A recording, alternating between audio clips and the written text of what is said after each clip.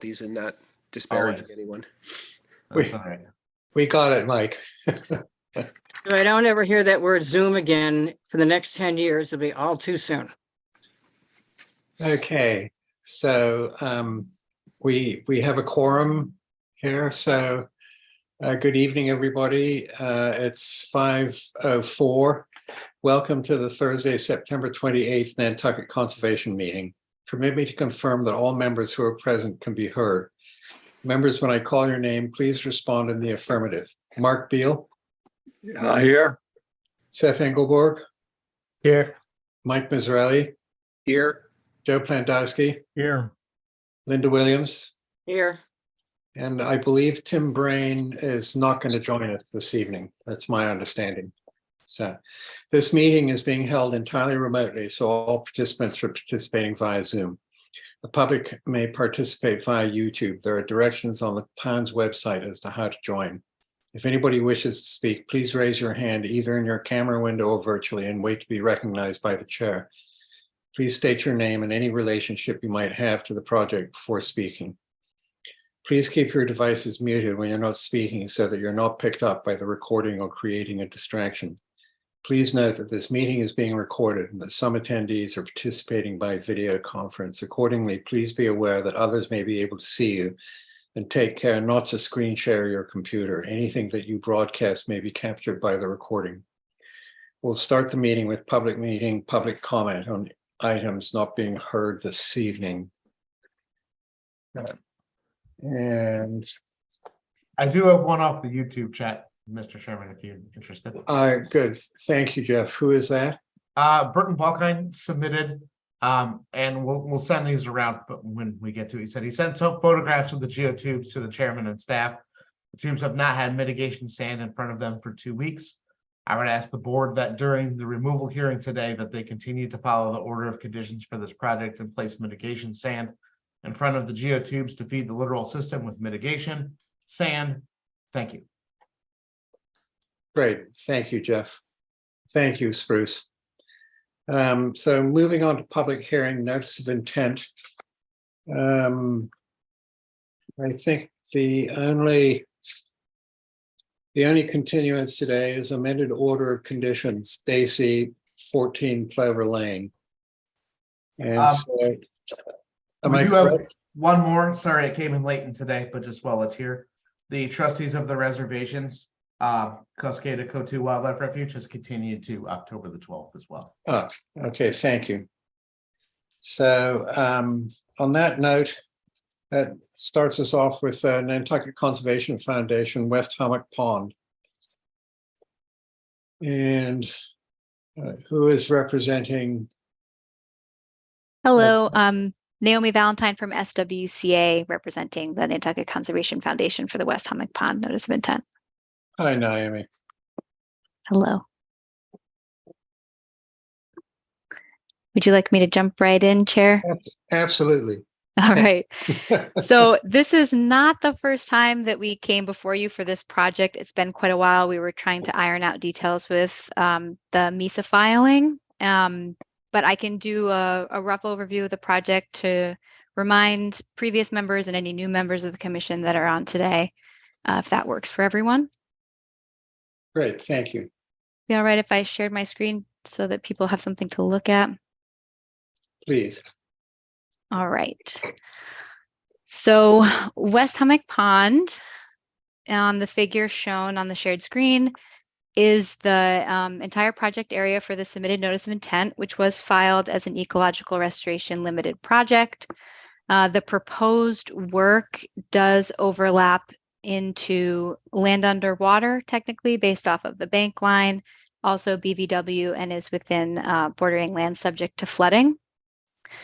The green areas shown are the BVW, and then the Phragmites mapped are these sort of reddish, brownish, overlapping with that green there. Previous management events have happened under a previous order of conditions on the southern portion of the project area, and so this new order is being submitted to include the entirety of West Hummock Pond as necessary, but currently the Phragmites only extends to these areas mapped here. The work is proposed to be conducted with herbicide applications similar to previous filings such as Capon Pond, the main portion of Hummock Pond, and a few others that the commission has seen previously. Proposed use of imazamox or glyphosate as best fits the situation with how the plant is growing back, developing, etc. And we did communicate with Natural Heritage to iron out the required vegetation surveys. And just to note to the commission, there were 2 comments from Heritage regarding rare wildlife.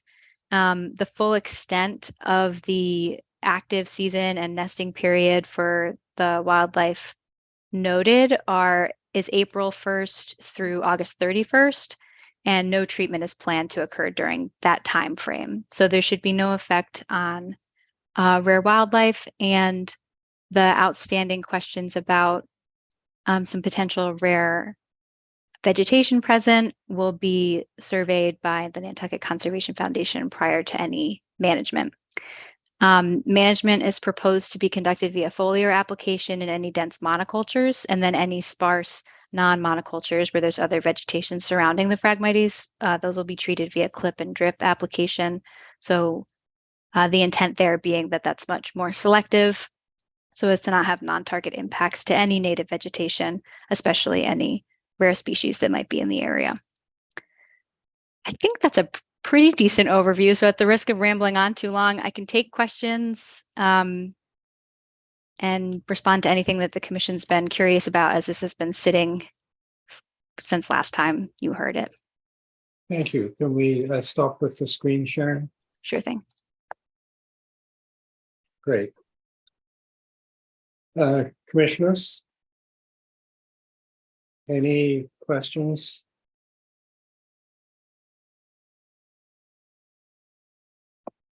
And seeing none, any members of the public wish to weigh in or ask questions? And seeing none, Naomi, would you like to close? Yes, please. Jeff, do we have everything we need to close? Finally, yes. And I believe that I see Mark. Thank you, Mark. Do I have a second? I do. Thank you. I think Joe just picked Michael. So on that note, Mark Beal, Aye. Seth Engelborg, Aye. Mike Mazzarelli, Aye. Joe Plandowski, Aye. Linda Williams, Aye. Ian Golding, aye. Naomi, I hope that's successful. I wish you the best of luck. Thank you very much. Appreciate your time. You're welcome. Thank you very much on behalf of NCF. Thank you. So that moves us on to 73 Halbert Avenue Nominee Trust, 73 Halbert Avenue. Brian Madden, I believe. Thanks. Brian Madden from LEC Environmental Consultants. Also joined by Stephen Cohen representing the property owner applicant. So at the last meeting, we spoke about the proposed maintenance work to some level of detail, but followed up with some written narrative to provide more details on exactly what is being proposed here. We also provided some additional information on the pre-existing condition of the pool, and it's been in continuous use, predating the local bylaw. But the maintenance activities really involve simply coating the existing pool foundation, basically a replastering to create a protective layer on the shell of the existing pool foundation. There is a need to replace some of the older plumbing associated with the pool equipment. Those disturbed areas around the edge of the pool will be just restored in kind.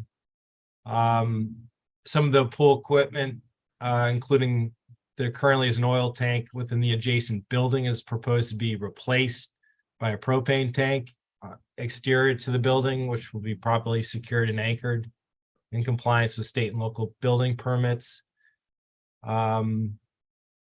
Prior to any work activity, the existing pool water is going to be drained to a truck and properly removed off-site.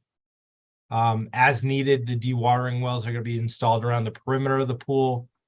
However, there may not be a significant need to install dewatering wells, as I previously reviewed and what was previously approved. But to reiterate, some of that pump groundwater is going to be discharged to via piping to the closest catch basin in North Beach Street, at the corner of North Beach and Charles Street. As mitigation and as a means to provide more flood storage out here, the applicant is proposing to install a 5-foot wide subsurface gravel infiltration bed around the perimeter of the pool. That will provide greater flood storage capacity, improved drainage, infiltration. So we feel that the proposed project will result in an improvement over existing conditions and the standards for flood control and storm damage prevention. The maintenance activities are the least disruptive and efficient means to maintain and repair the pool in place. And with that, I'll turn it over to questions. Thank you, Brian. Questions from commissioners? Joe?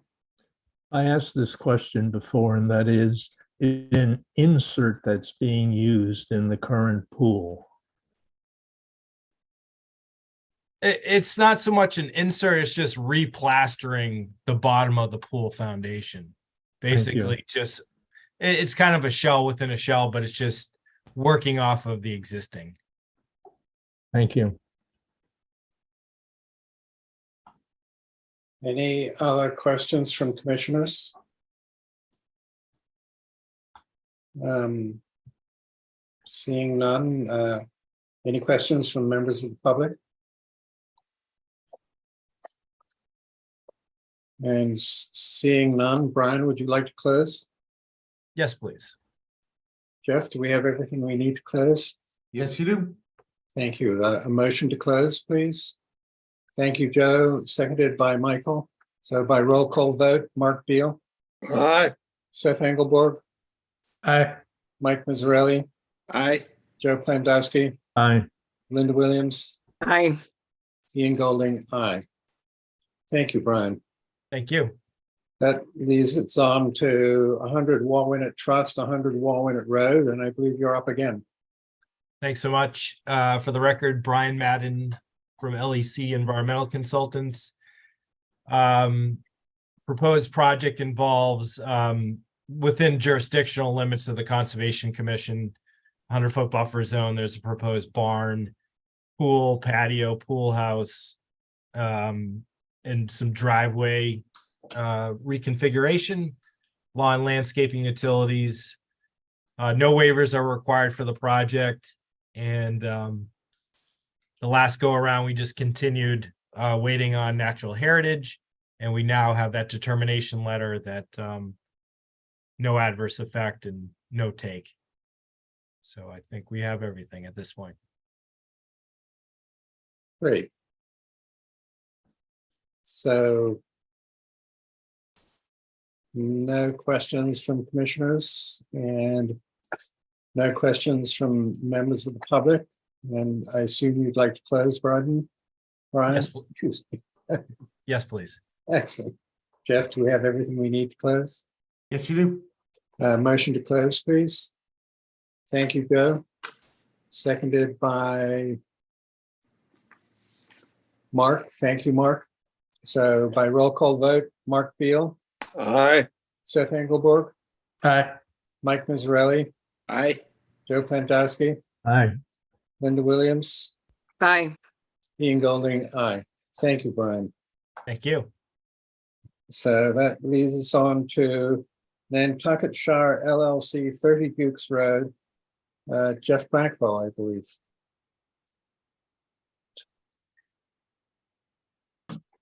Hello. Hello. This is a project to replace a home that was recently demolished. The owner, Hollis Webb, had considered renovating the structure, but it was really too far gone. And so the structure was demolished. And the proposal is to construct a new dwelling, which would be a second dwelling on the property.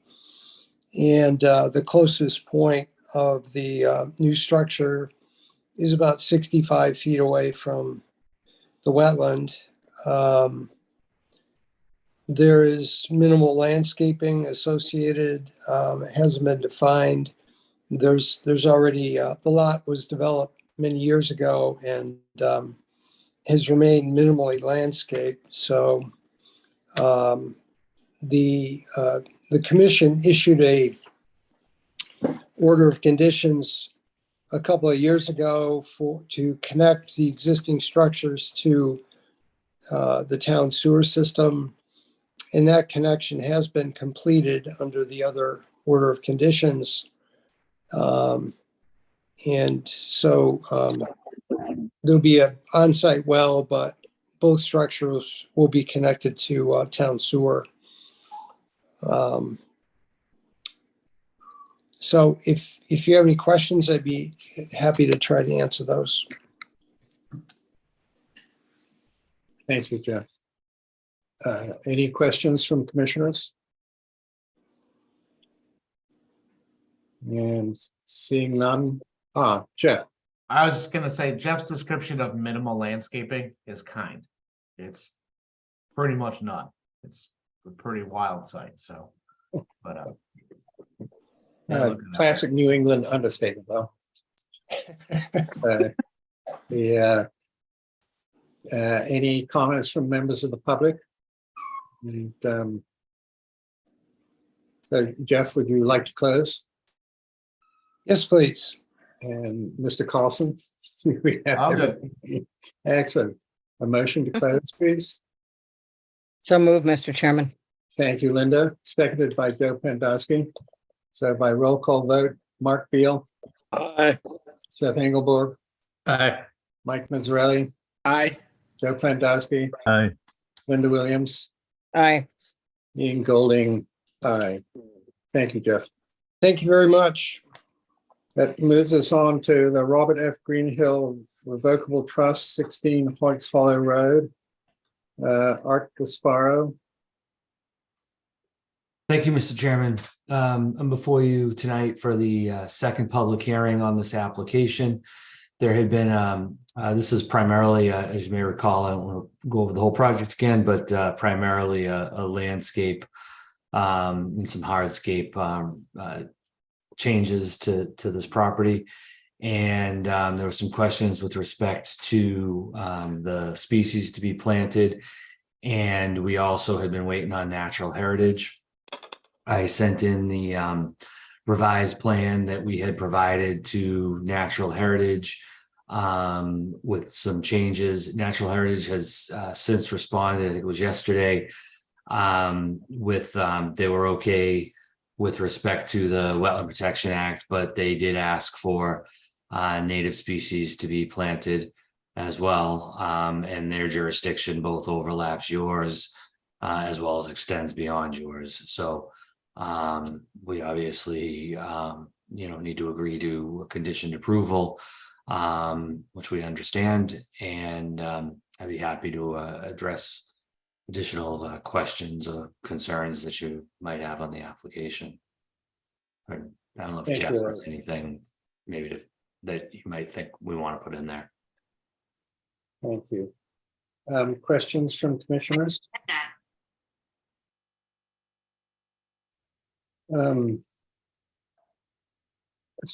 Art, do we need a sort of a written protocol, or do you feel that conditioning it is adequate? I believe if and I'll defer to Jeff, but would say I believe if the natural heritage letter was attached in the or referenced in the order of conditions, that essentially sets forth the condition by which the project must proceed. Jeff? Yeah, so when Natural Heritage sends out the determination that includes conditions instead of me retyping it in or doing any of that, we normally attach their whole letter and narrative because the context is sometimes important with that. I do think this is one of those cases where the letter is very clear that it requires species native to the county to be planted, and that covers all of our area. You certainly could include a similar condition that's there, but they are obligated to meet that requirement that Natural Heritage has set forth as well. Thank you. Any further questions or questions from members of the public? And Art, happy to close. Yes, please. And Jeff, we have everything to close. All good. So Mark Beal, thank you for your motion. And for a second, Joe, thank you. So by roll call vote, Mark Beal, Aye. Seth Engelborg, Aye. Mike Mazzarelli, Aye. Joe Plandowski, Aye. Linda Williams, Aye. Ian Golding, aye. Thank you, Art. Thank you. That leads us on to Nyland Lergue. I hope I'm pronouncing that correctly. 93 Sankaty Road, and Paul Santos. Thank you. On behalf of the applicant, Jonathan W. Nyland and Catherine M. Logue. Paul, Duly noted. and I don't know if I'm pronouncing it right either. Right. Joe Topham might be on the call, and he's probably has the correct pronunciation. This is a notice of intent for the improvements to an existing single-family dwelling within the buffer zone to a bordering vegetated wetland that is actually located off-site to the east on an abutting property. The plan that you see before you depicts the existing conditions to the left and the proposed conditions to the right. The existing structure is a single-family home on a approximately 9,109 square foot lot.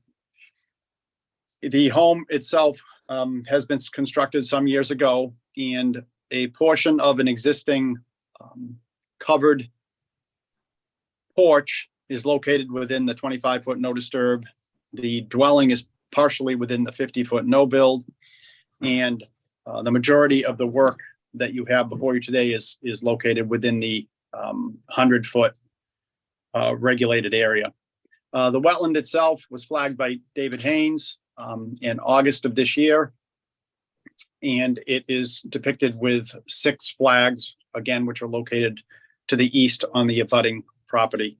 The abutting owner was kind enough to grant us access, and David was able to get in there and hang these flags up. This construction on this building had taken work previously with a notice of intent. I believe it goes back to SE 481058 at the time. So the work that we're proposing before you is depicted on the right hand of the proposed conditions section of the drawing, and I'll kind of walk you through from the west back towards the wetland, if you will. At the front of the dwelling, they're altering and expanding the existing front porch. This occurs outside of the 50-foot no build. As you work to the east, they would be within the existing footprint. On the second story of the home, they'd be expanding a dormer. That occurs within the existing footprint of the dwelling. A portion of that work is within the 50-foot no build. They are then seeking to rework the existing deck / porch at the back of the structure. And that entails maintaining the existing stairway that gains access to the second story, removing the covered component or the roof section of the dwelling, of the of the decking, adding a cantilevered Juliet balcony off the second floor. And that work all occurs essentially within areas of the existing decking, with the exception of a portion of the cantilevered Juliet balcony extends further to the north on the from the existing decking. Jeff, if we could maybe put up the pictures, I think those might be a little bit helpful to show kind of what the back of this area looks like. Just to give you a sense of kind of what we're doing here. So that's probably the best picture. The second one down is probably the best one there. It kind of shows you what exists out there now. First floor at grade, the second floor elevated deck with the complete roof system over it. So when you look at that picture, the deck would stay the same, the roof would be removed. So the roof goes away, and then on a portion of that area, they'd be adding a Juliet balcony, which would be cantilevered at that second, up on the second level. This work, there is no expansion essentially at grade of the footprint. Majority of the work is occurring within the footprint of the existing building. To that end, the site is not located in a flood zone. It does not require filing under the Mass Endangered Species Act. We have depicted a row of silt fencing, albeit there's no change occurring at all within any type of the grading. This is all strictly structural work. And we have included within the application, to the extent necessary, that work is occurring within the 25 and the 50-foot no build. We've sought waivers under the bylaw for that portion of the work. That's the extent of the application. Happy to answer any questions that you may have. I'm not sure if Joe is on, but I think the plans are pretty self-explanatory. And I've also included in there a set of the architectural plans that Topham Designs had prepared. And I'm happy to answer any questions the commission may have. And we do have a DEP file number. Thank you, Paul. Questions from commissioners?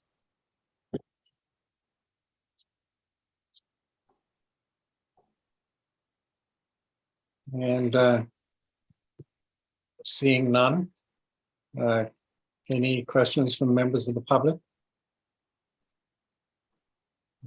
Paul, I'm sure you'd like to close. Yeah, yes, please. Thank you. Jeff, we have everything we need to close. Yes, sir. So a motion to close, please. Thank you, Mike. Thank you, Joe. By roll call vote, Mark Beal, Aye. Seth Engelborg, Aye. Mike Mazzarelli, Aye. Joe Plandowski, Aye. Linda Williams, Aye. Ian Golding, aye. So thank you, Paul. Thank you. That leads us on to Procasianti Group LLC 3, 5, and 7 C Street. I have to recuse, Mr. Chairman. Thank you, Linda. And Brian, you're up. Thanks so much. Brian Madden from LEC Environmental Consultants, representing the applicant. Arthur Reed is also on the call representing the applicant. The proposed project involves demo of the 3 existing structures on 3 C Street, 2 residential structures and a smaller shed, and the construction of a proposed inn building. The site itself is located only within flood zone, elevation 8. So it's a redevelopment. The proposed inn is being designed in accordance with flood zone standards, building state and local building code, It will be situated on a crawl space foundation with flood vents to allow water to pass through. The proposed first floor elevation will be elevation 9. Again, that flood zone elevation is 8. There's some proposed ramps and decks to get up to that first floor elevation. Additionally, that there's some proposed reconfiguration of the driveway, gravel driveway, and some landscaping, brick walkways. For stormwater management, there's a proposed subsurface infiltration system within the gravel driveway to collect roof runoff. Bracken Engineering had designed that and submitted the stormwater report. And as proposed, the project has been designed in compliance with flood zone performance standards for the protection of storm damage prevention and flood control. No waivers are required, and I'll turn it over to questions.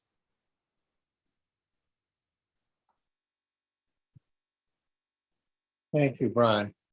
Any questions? How are the ramps? Are they solid ramps? Do they pose a challenge to stormwater? A good question. I don't know if I know that answer definitively. I don't know if Ryan or Arthur know that answer. I believe they're just wood ramps. So peer supported. I believe so. Yeah, water should be able to get through them. Yeah, so no solid fill. Right. Great, thank you. Any other questions from commissioners? Or from members of the public? Seeing none. Brian, would you like to close? Yes, please. Jeff, do we have everything we need to close? Yes, you do. Motion to close, please. Thank you, Mike. Thank you, Joe. By roll call vote, Mark Beal, Aye. Seth Engelborg, Aye. Mike Mazzarelli, Aye. Joe Plandowski, Aye. Ian Golding, aye, with Linda Williams recused. Thank So, you. thank you. That brings us on to the Mark H. Gottwald Family Trust for our Jefferson Avenue. And Brian? Thanks so much. So I'll start off just identifying the resource areas on the property. The site itself is located entirely within the flood zone up to elevation 8. The flood zone extends further to the west and intercepts the slope that goes up towards Lincoln. And there's a coastal bank along that embankment to the west. We've identified the bottom of the coastal bank at the toe of the slope, and the top of the coastal bank barriers offsite. At one point, it follows elevation 8, which is coincident with a shelf that has a slope ratio of less than 10:1. So it's a flat little shelf area before it ascends further to the north. But where that shelf is narrower, the top of the coastal bank is further to the west upslope. There's also bordering vegetated wetland system that encroaches onto the existing lawn area. The site itself is occupied entirely by lawn landscaping in 2 structures, one being a garage at grade and then a secondary structure also at grade. And the proposed project involves renovating the garage and adding a second floor expansion with cantilever decks. Under existing conditions, that garage is approximately a foot off of the side property line. So in order to comply with the 5-foot zoning setback, it's going to move approximately 3-4 feet off of that side property line. That move does go closer to the vegetated wetlands, but it is a requirement to get off that property line. As mitigation for that, we are proposing to revegetate a portion of the lawn within the wetland area. The revegetation area totals 523 square feet. And we spec'd out a number of plants to be included with that, including winterberry, high bush blueberry, arrowwood, and bayberry. The garage renovation will be reconstructed with flood vents under existing conditions. It's an older structure, does not have any of those features. It's just at slab, at grade. The smaller structure, that's 277 square feet, you see, we are proposing to elevate that structure so it does comply with flood zone building standards. So it will be elevated up to about elevation 9.25. So a little bit, a foot above the flood zone elevation. That will be a pier supported structure. There's no expansions to that structure. It's just elevation in place. But in order to gain access to the new elevation, the stairs do need to be extended off the front stoop. And it's approximately going from elevation 5 up to elevation 9. So it's a 4-foot change, but the proposed renovation of that structure, elevating it, and then the renovation of the garage with the flood vents will provide a significant improvement over existing conditions as it relates to storm damage prevention and flood control. The revegetation of the lawn area will significantly impact or significantly enhance the vegetated wetlands on the property, diversifying wildlife habitat value. And we feel as designed, the project will result in a long-term net benefit over existing conditions. And obviously with the proposed work activity does require a number of waivers. There is work within the 25-foot, the structure is entirely within the 50-foot. And there is the 2-foot separation to high groundwater, but we feel that the project has been carefully designed in consideration of those factors, and again, feel it will be a long-term net benefit over existing conditions. And I'll turn it over to questions. Thank you, Brian. Mike? Thank you, Mr. Chairman. Brian, is there a landscape plan yet submitted for the landscape changes, or is it just the lawn mitigation? Yeah, no changes to the existing landscaping aside from just the revegetation of the lawn. Thank you. Mark? Thank you, Chairman Golding. Brian, did you consider, not did you consider, I'd feel more at ease if you were before us, having been turned down by the Zoning Board of Appeals for a variance for the sideline setback issues. Did you consider that? It was considered. I've been informed that that's a non-starter. I mean, I think we can certainly ask the question directly and see what the response is. But from my understanding, especially when this structure is only a foot off of the property line, I think from a constructability standpoint, that is difficult. Okay, thank you, Brian. I just, no, thank you for that. Okay. Yeah, I mean, we try to be respectful against that 5-foot setback, and it really is only a 3 to 4 foot move. But we do realize that, you know, that is moving it closer to the vegetated wetland. It's not the closest structure under existing conditions by any means. We are proposing to remove those 2 ramps you see on the plan. They're at grade, so it's a minimal decrease in the structural footprint of the garage. But you know, that's why we are proposing the revegetation of the lawn as well. Thank you, Brian. I understand.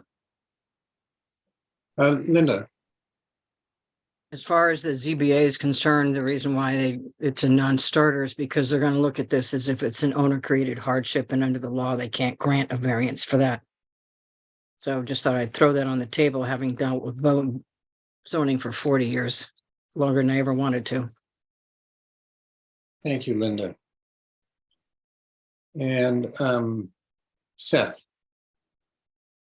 Thank you, Mr. Chair. So a couple, I think, minor questions, but the structure that is farther south, there's a proposed stairs that are going to go up to that structure. There's no landing proposed for those. The landing is where the existing deck is. There's a little front deck stoop. That's where it's going to overlap. Okay, and what type of material is that? Under existing conditions, are you asking? Both existing and proposed. Yeah, under proposed, it's just gonna be a wood pile supported on sonotubes. Thank you. And then the second question is the structure that's proposed to be renovated and moved.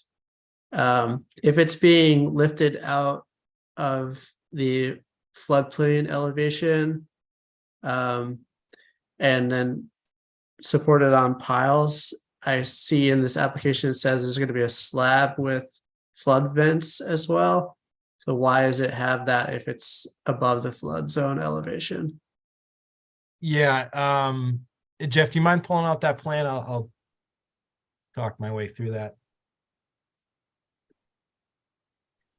And I'll use the square footage areas to distinguish between the two. So the 509 square foot structure, that one, yes, thanks, is the garage at grade currently. That is going to be proposed. The garage is going to be proposed to be renovated with flood vents. It's that secondary structure, the 277 structure, that's going to be elevated on pile supports above the flood zone elevation. But both are designed in compliance with state and local building codes. Okay, thank you. And then one final question, if I may. So the plan just went away, but the 500 something square foot structure, that one up the north, so it's moving closer to the wetland buffer. And I don't know if there's been a calculation of the area at the south where like the existing structural wall is versus how far it's moving. What's the structural area of increase? And is that the same as the proposed mitigation? Is that more or is that less? Doing a quick eyeball calc. Sorry, I don't have the numbers at the tip of my fingers, but I think it appears to be at least, the revegetation area appears to be at least 3 times bigger than that expansion to the south. And as I previously stated, that those 2 ramps on the south side of the garage are being removed as well. Thank you. Thank you. Linda, is your hand up again, or if you've just not taken it down? Thank you. Any other questions? Any questions from members of the public? And Brian, would you like to close? Yes, please. And Jeff, I assume we have everything we need to close? You do, yes. Great, thank you. So a motion to close, please. Thank you, Joe. And a second. Second, Mr. Chairman. Thank you, Linda. By roll call vote, Mark Beal, Aye. Seth Engelborg, Aye. Mike Mazzarelli, Aye. Joe Pandowski, Aye. Linda Williams, Aye. Ian Golding, aye. So that brings us on to 5 Walnut Road, nominee trust, 5 Walnut Road, and Paul Santos. Yes, thank you. On behalf of the property owner, the 5 Walnut Road Nominee Trust, this is a notice of intent application for a property with an address at 5 Walnut Road. It is actually somewhat off of Walnut Road to the east, fronting on a road that is partially passable, in some cases known as Chase Lane. Specifically to the north, the property is at the intersection of Eat Fire Spring Road and Chase Lane, with the majority of the access, or the main access to the property is currently from Walnut Road. This is a 226,008 square foot parcel of land that is recently transferred into new ownership. The resource areas on site are a wetland area located to the south of the proposed project area. There is also another larger wetland to the west that borders and runs into the property. No work is proposed within that specific area. The site is serviced by an on-site well and on-site septic, and it is mapped as a priority habitat and estimated habitat within the proposed development area. It did require a filing with NHESP, and we have already received a will not adversely affect under the Wetland Protection Act, and will not result in prohibited take under the Endangered Species Act. So we have that in hand. We have a DEP file number in hand also. So the extent of the work is to construct a essentially a barn, or a storage barn, if you will, on the eastern side of the property. There is the wetland. It's a isolated vegetated wetland to the south that has been previously depicted on plans. We did verification of the line adjacent to the work that we're proposing. There'd be no touching of the 25-foot no disturb. We would be doing a small amount of grading within the 25 to 50. Based on the setbacks, we do not approach anywhere near the 50% requirement for no disturbance within the 25 to 50. The barn itself is approximately 30 by 40 square feet. It will currently be used, or proposed to be used, for storage. There is no septic component proposed for the structure. It would be a slab foundation on a limited foundation wall with a slab foundation. We would be proposing access, a drive access from Eat Fire Spring and Chase Lane to the barn itself. Majority of the work occurs within the 50 to 100. A portion of the driveway is outside of Concom's jurisdiction. We've proposed silt fence around the southerly border of the proposed grading. And again, grading is essentially limited to the area in which the platform, or area which the barn would be constructed. The area does not fall within a flood zone.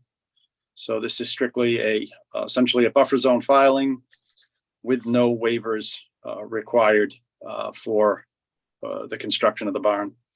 And I'm happy to answer any questions that the commission may have. Thank you, Paul. Questions from commissioners? Seth? Thank you, Mr. Chair. Paul, will said barn have electricity or water or anything like that? Utility? Well, we're not, I'm sure I'm assuming it's right now it's proposed for cold storage. I think eventually the owner would like to turn it into like a pottery studio or something along that line. But under the current proposal, there's no septic proposed or no water proposed. I mean, obviously it would have electricity. I believe we would run electricity to it, which would actually come, the transformer and all that work is on Chase Lane. So it would come from the front portion of the structure. But as at the present time, it's a barn for storage with the intent down the road of maybe turning it into a pottery studio or some type of studio for the homeowner. But any utility, Seth, would come from the Chase Lane component. So it would be, majority of it would be outside the 100-foot buffer. But the barn itself is completely within your jurisdiction.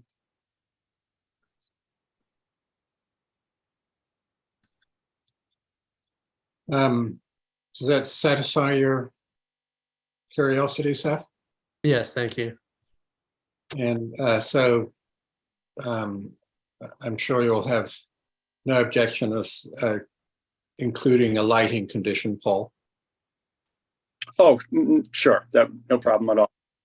Well, I assume that was part of Seth's direction when he was asking about that. So, yeah. So any further questions or any questions from members of the public? And Paul, would you like to close? Yes, please. And thank you, Mike. And a second, please. Thank you, Mark. And Jeff, I should have asked you if we had everything we need to close. You're good. All right. So on that note, by roll call vote, Mark Beal. Aye. Seth Engelborg. Aye. Mike Mazzarelli. Aye. Joe Plandowski. Aye. Linda Williams. Aye. Ian Golding. Aye. So thank you, Paul. Thank you. So that leads us on to Warren's Landing Nominee Trust, 40 Warren's Landing. Art Casparo.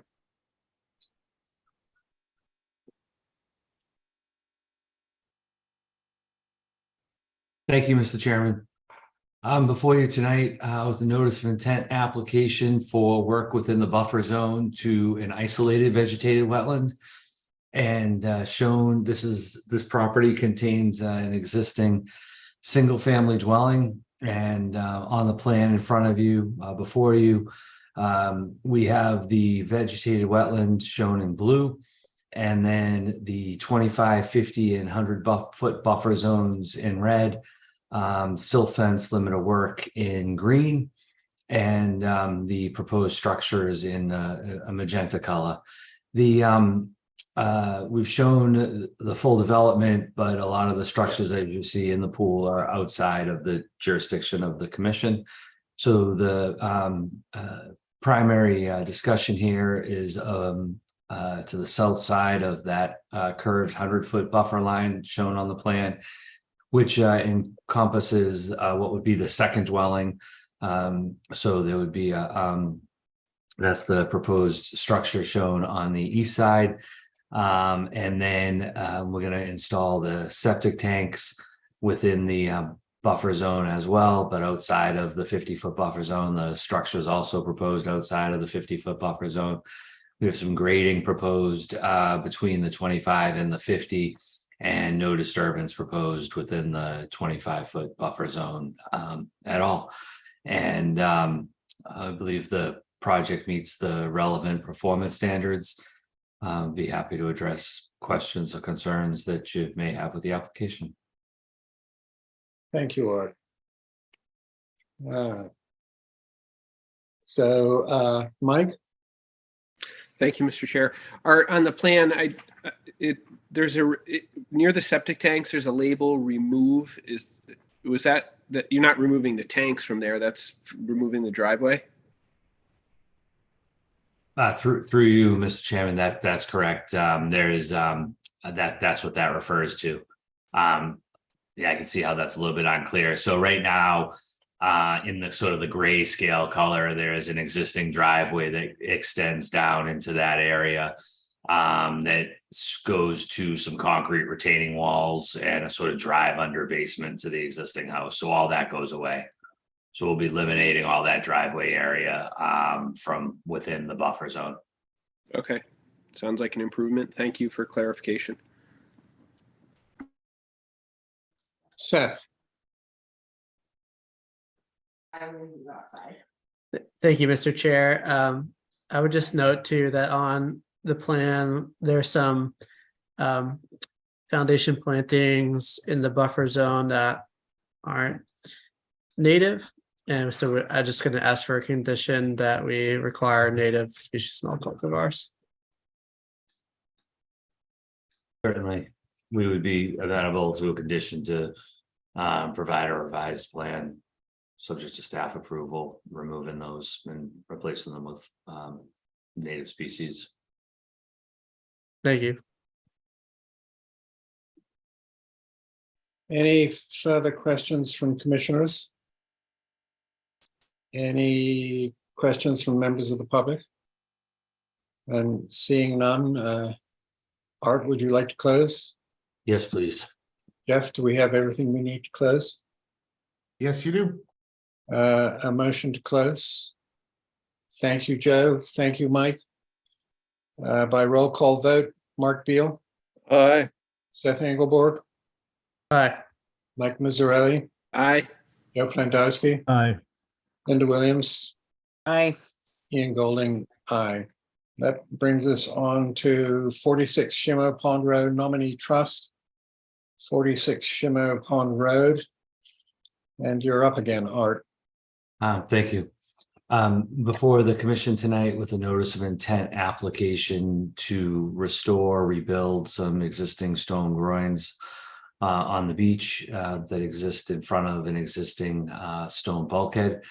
In front of a timber bulkhead on this property, and we're not proposing to increase the footprint or the height. There is a Chapter 91 license for these stone groins, and they haven't really received any attention in some years.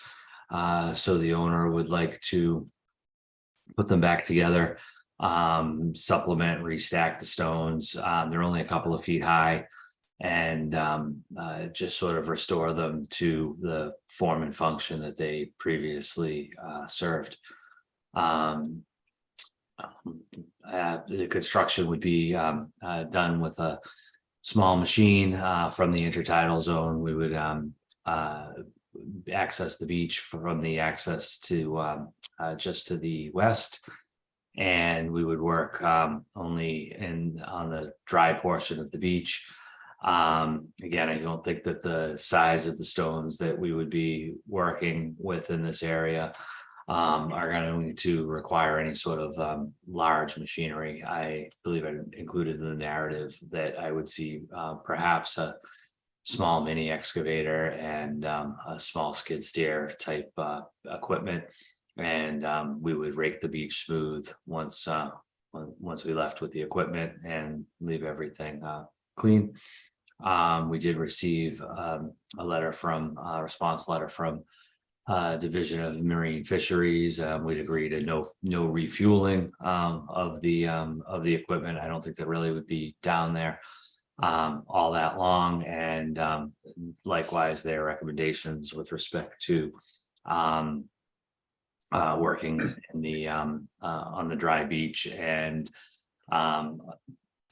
as the tide is out, and that's certainly possible in this particular condition with if you time it right, especially with a low moon tide. I think this work could be done in a fairly short duration without impact to the protected interests. I'd be happy to address questions or concerns that you might have with the application. Thank you. Mike. Thank you, Mr. Chair. Art, I guess my only concern with it would be if they're putting machines out in the tidal area, would would you run them out on mats or something? Like having a machine get stuck out there could be a mess. But granted, I haven't viewed it up close, just the pictures. Sure. I don't really think of this particular beach, which has a fair amount of cobble composition as well, and the type of machine that would be used. I don't see that, and I think there would be sort of a reach that could get done there. I mean, we could consider it. It almost seems to me that the mats and the mobilization of those and putting those down is probably not required, and actually would be perhaps, cause more work and activity than you'd need to just reset the stones. And the size of this project, it's really fairly small. Okay. Thank you. Seth, Thank you, Mr. Chair. So I'm assuming that this project is being applied for under the pre-existing use regulations. Is that correct? Art, I would say both these we included aerial photographs that show that they predate the regulations, and yes, we did file it as a limited coastal project. And has there been a history of maintenance or repair of the structure in the last 5 years? Because frankly, from the activities on site, it's almost hard pressed to even call it a groin anymore. I don't want to necessarily debate right now about what the definition of abandoned means, but it does say in our bylaw that if there's not a continuous use of the structure in the way it was intended for the last 5 years, then it can't be rebuilt. Thank you. Through you, Mr. Chairman, I would say that something like a groin that or the pile stones, and again that's been licensed. I don't see that as really an abandonment. I mean, it's they're going to maintain them. The Chapter 91 license requires that maintenance to happen. I don't know that they're so far gone, if you will, and that's maybe a subjective, and that's where you're coming at. But they still exist and can be defined and determined in terms of the footprint. I mean, you can see them in the photos. I don't know that there's I certainly wouldn't consider them abandoned and gone, and we're coming back and putting all, and replacing something that has been, lost, if you will. So I do see this as maintenance, and I would not consider they're used to have been abandoned.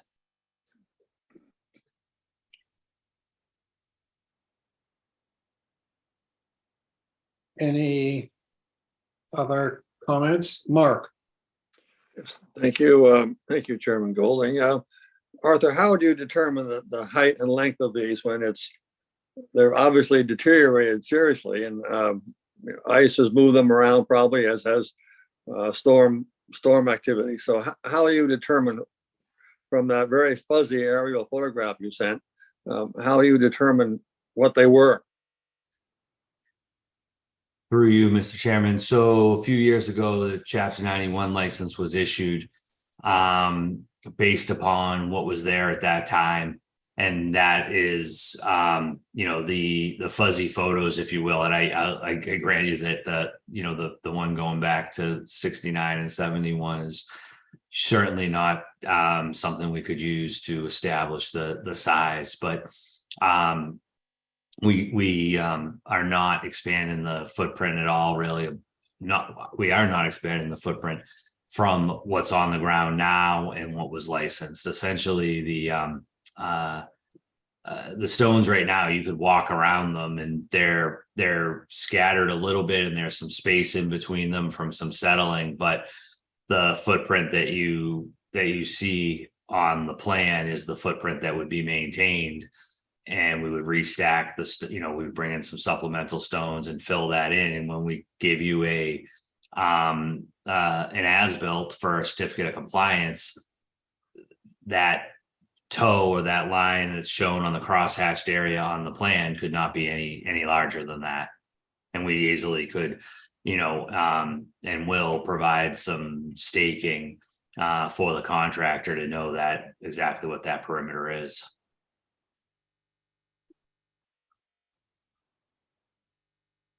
Um, Might follow up. of course, Mark. Arthur, the reason I mentioned that, I had a couple of calls from nearby neighbors that were concerned with expansion. I think this is the same lot where that gentleman was applying for a 185-foot dock. And they're worried about expansion. And so that's why I asked the question. And through you, Mr. Chair, I did speak with one of the neighbors that, conveyed the same concern to me. And I, explained to him that this is nothing like that other project. And this is not an expansion, at all. It's really just to bring them back to what he believes that, was licensed in the size of what they were. Thank you, Arthur. So, Art, when you reference the Chapter 91 license, do you know when it was actually granted? Yeah, did I not include it in the I application? don't think you did, or did I miss it? No, I might not have put the whole thing in there, but I want to say it was 3 years ago. So, and what was the conditions? And the reason why I'm asking, because the house that is there was built in 2018. So why was the license granted? Sure, at that point, I think we're talking about two different coastal structures. One being the timber bulkhead, perhaps, Right. and one being the pier and the four groins, because I guess the question would be as related to the pre-78 statute. That's what you're wondering. Yes. So the license was granted because these structures pre-existed the regulations. But I guess, we've written a letter to Mass DEP Waterways to ask specifically about these sort of conditions. Does the license allow for reconstruction even when with the original permit conditions no longer existing? I'm quoting from the letter. As an example, whether the original structure being protected is no longer present or that the resource areas have changed. So that's why I'm asking, why would the license have been granted independently from protecting a property that is no longer legally protected? So if I may, Mr. Chair, the Please. bulkhead is not actually a licensed structure. So we're only dealing with the groins, and the pier we're in the intertidal zone. But I would like to know what the actual license is. I'm puzzled that, groins would be licensed out of the blue rather than licensed to protect a property. And in this particular case, the property has no legal, protection. So do you see where I'm puzzled? And thank you, Jeff. Perhaps you can clarify this for me. If I may, and I'll try, and we'll see if Art agrees or disagrees. I think part of your question that's difficult to answer, Ian, is the pre-78 requirement is a requirement solely within the Wetlands Protection Act. And the licensing procedure is solely through Chapter 91. And I know they're both state regulations, and they seem contradictory at times. But Chapter 91, when they review, they're reviewing it as far as the standards set forth by Chapter 91 for those structures and their use of filled or flowed tidelands, their use of navigable waterways, their impacts on public access. They're not looking at direct wetland impacts. That's what the Wetlands Protection Act is for. So I think in this case, when they would have issued a license for those structures, the folks at Waterways aren't contemplating the age of the structure that they're in front of for better or for worse, because it's not within their purview. So, under our local regulations, I mean, it's absolutely specific that, with our performance standards, I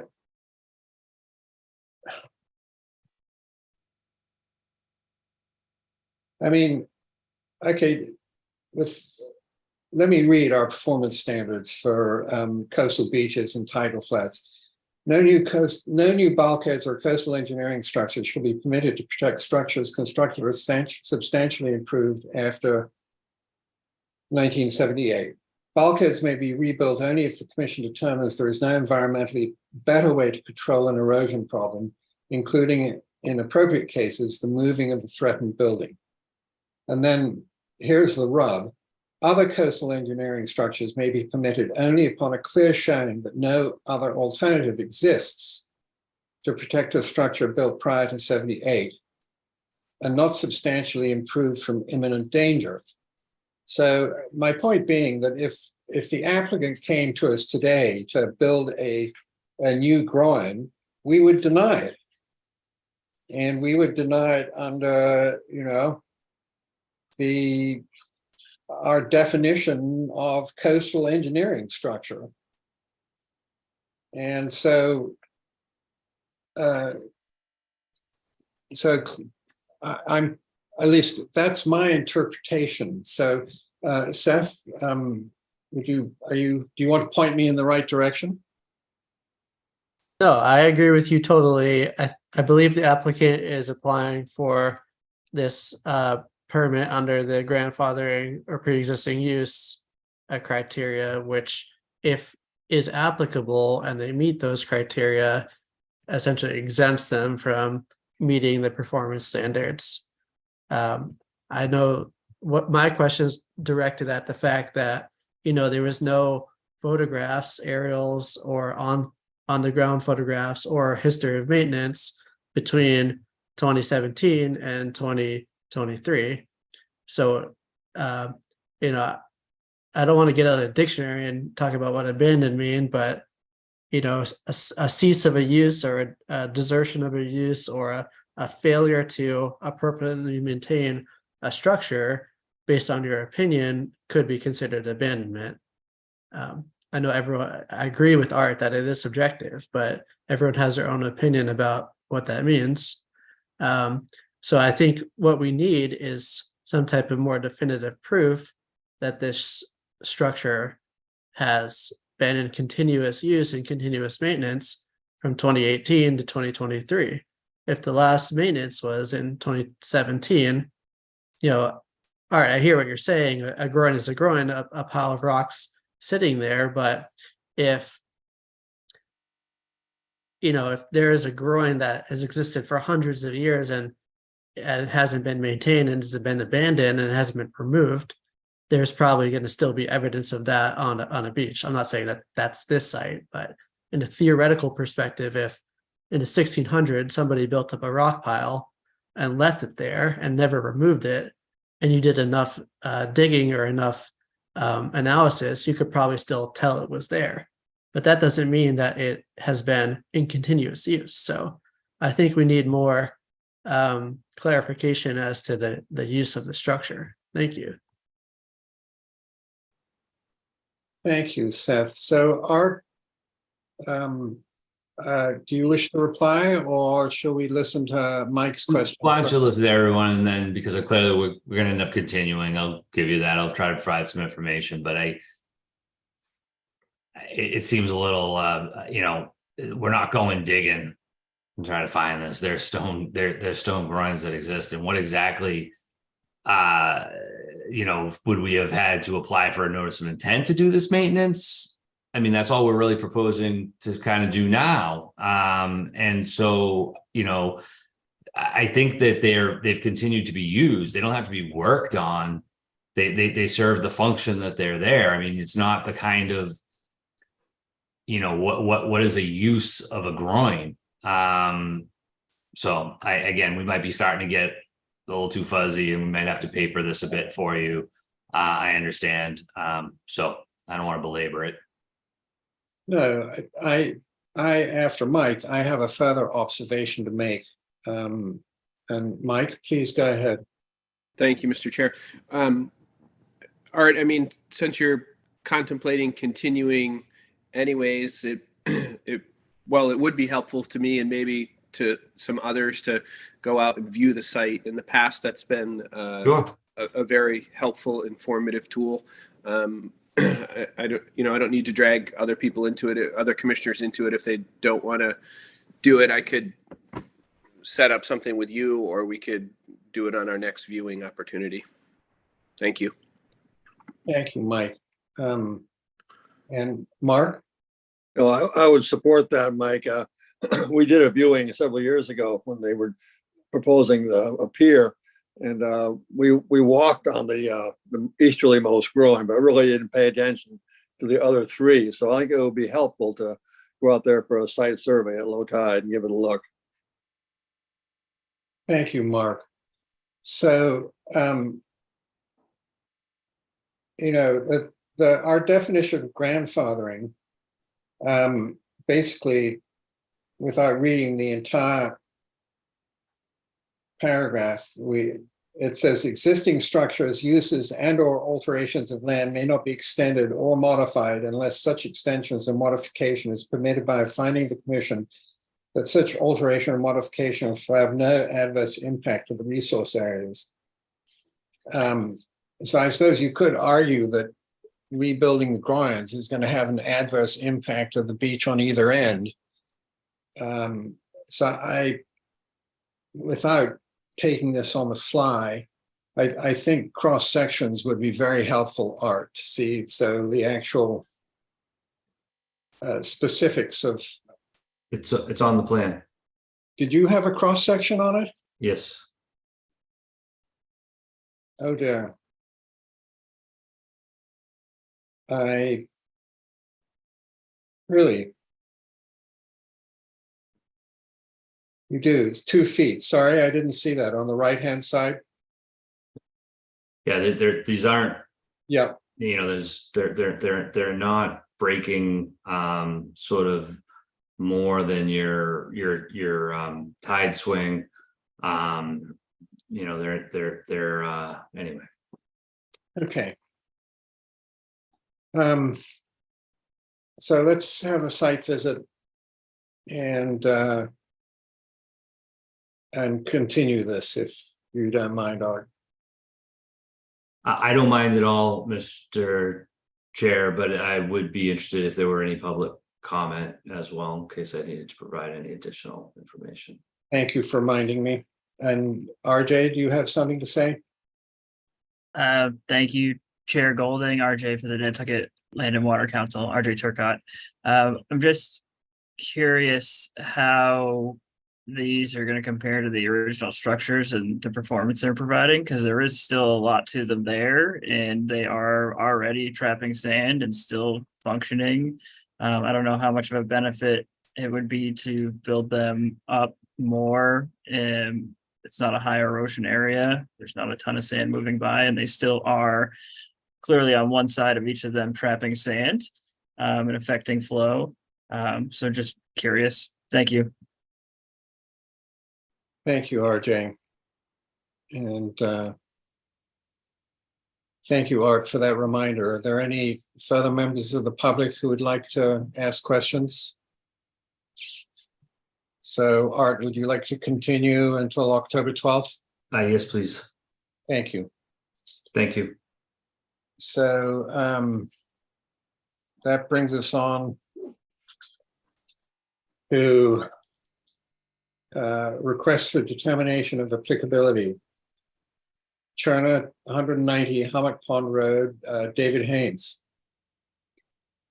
Good afternoon. I'm working for Mr. Cherner, 190 Hummock Pond Road. This is a request for determination to confirm the wetland boundary delineation on the property and to also permit some brush hogging outside of the 50-foot no disturb zone. There's a bordering vegetated wetland on the property to the northeast. It's shrub swamp, rimming on a shallow fashed marsh, wet meadow community. In two areas, it's a large wetland system over there, and it comes close to the property in the front of the property, near Hummock Pond Road, and to the rear of the property, it does encroach onto the property. There is a tennis court on the property currently, and there's also a man-made pond system that I forgot to mention in my letter. It's got a liner and a pump system that recirculates the water. It's a landscape feature and not into the groundwater. Anyway, so we have delineated the wetland, we have provided data forms, and we'd like to have the wetland boundary confirmed and allow for some brush cutting out there to do some test pits and other work. Thank you. Thank you, David. Any questions from commissioners? And Jeff, I believe you said that +2 to approve And the a -3. resource area. Yes, +2 for the resource area and -3 for the work. And what David didn't tell you is it is a thick, nasty wetland. I warned you of that. I warned you of that. Offered you a couple of ways to get in there. Thick central, huh? So it took a little extra, but we made it. Okay. So a motion to approve is determined. Thank you, Mark. A second, please. Thank you, Mike. So by roll call vote, Mark Beal. Aye. Seth Engelborg. Aye. Mike Mazzarelli. Aye. Joe Pandowski. Aye. Linda Williams. Linda? I'm having trouble unmuting here. I'm here. Okay. Yes. Thank you. Ian Golding, aye. Thank you, David. And that brings us up to minor modifications. Once Upon a Tide LLC, 56R Matisham Valley Road. You're up again, sir. Yes, this is to clarify a little bit of confusion that occurred during the initial filing and plan making. This is for a swimming pool on Matisham Valley Road in the buffer zone to a coastal bank. The pool was approved for the patio. The surveyed plan had showed the pool and a patio, but the landscape plan, which was also approved, showed a slightly longer patio, no closer to the coastal bank. It was just a little bit bigger. There was a mix-up in communication between the architect and the surveyor. And the second little intrusion into the buffer zone from the house existing house is located right at the 100-foot buffer zone. And unbeknownst to us, the architect was extending a little bit of an L into the buffer zone.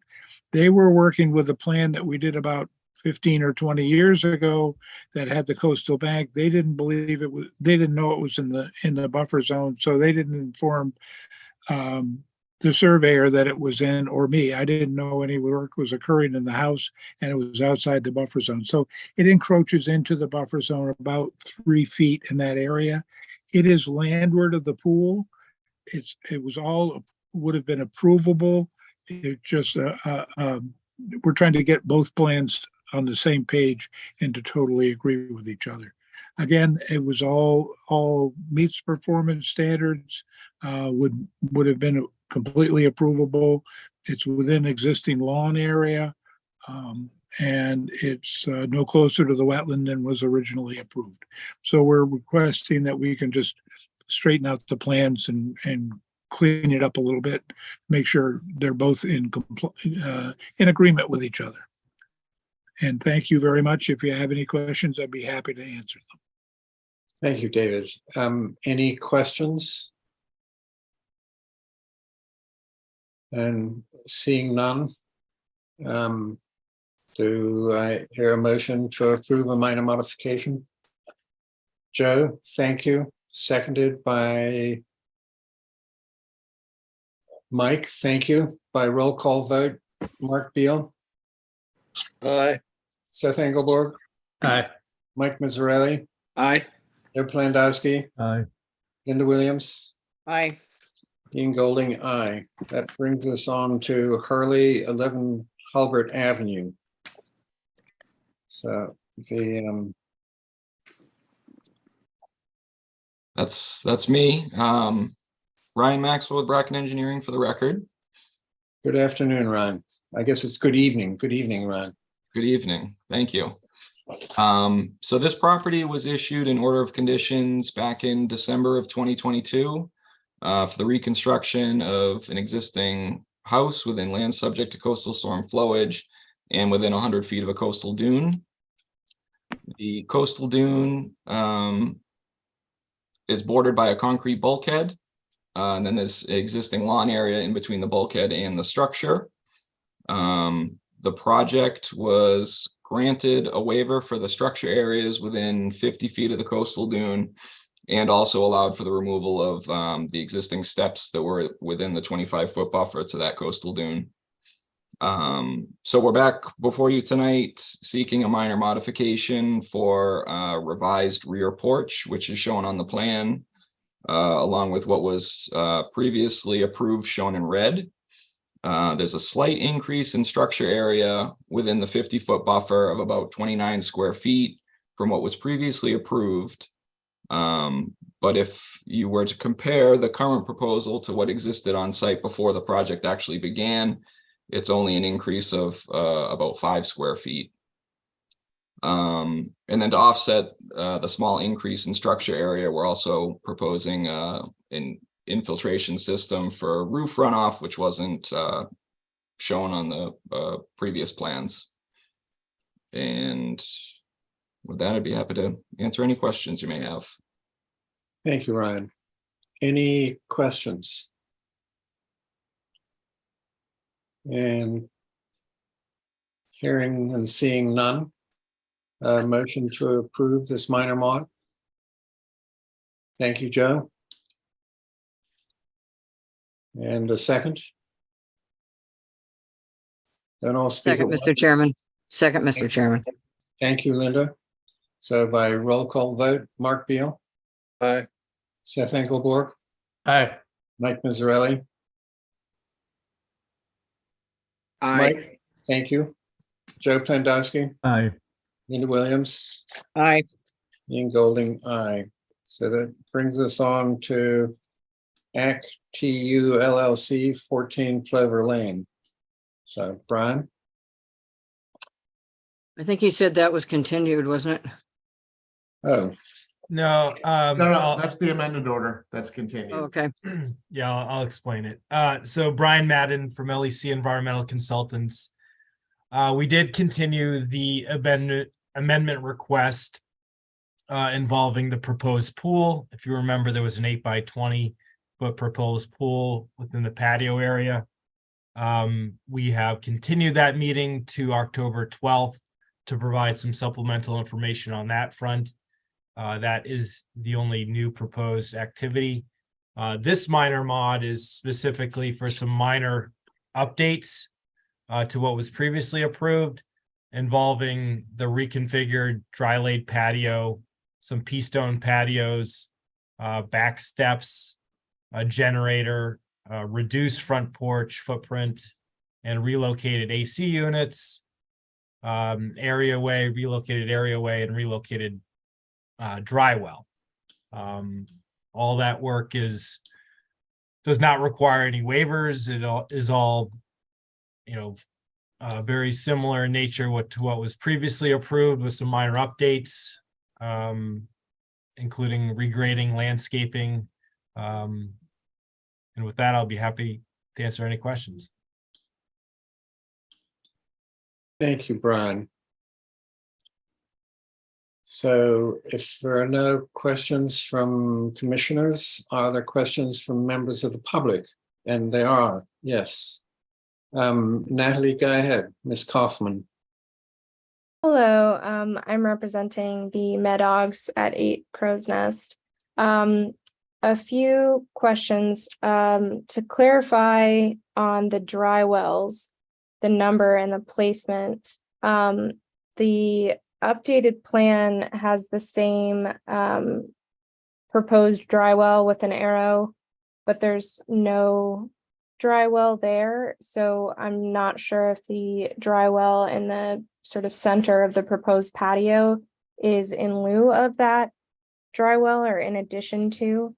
And if I wanted to ask also about how many are currently in the ground today, because I think I did hear that one was taken off-site. So I just wanted to confirm how many, if any, are in the ground today, and to mitigate runoff into Plover Lane and thereby 8 Crow's Nest, to also suggest on behalf of the Medogs another dry well in the northeast portion of the building, so at the front of the house. And with that, just emphasize the importance of preventing runoff, not just to the BVW, but also down to Plover Lane. And something that I mentioned briefly in the last meeting, but it was just a continuance, the meeting before the wetland bylaw meeting. The landscaped water feature is actually an isolated vegetated wetland. So that same shape on other plans is on 8 Crow's Nest is an isolated vegetated wetland, so not part of WPA, but under the bylaws protection, which just increases the concern for runoff, not just during regular rain, but storm. Sorry to continue talking, but about the minor modification, it's an expansion into the 25 to 50 foot buffer zone and a somewhat large expansion into the 50 to 100 foot zone, which it's really at 50 to 75, I would assume. And that it's all an impervious surface. And I'm wondering why that wouldn't be pea stone, like that small patio, or seashell, a pervious material. Thank you. Brian, would you like to reply? Yes, yeah, through the chair. So yeah, there's a total of 3 proposed dry wells to collect the roof runoff and runoff from the back stone patio. Those are all pervious or semi pervious features. They're not considered structures under the current wetland regulations.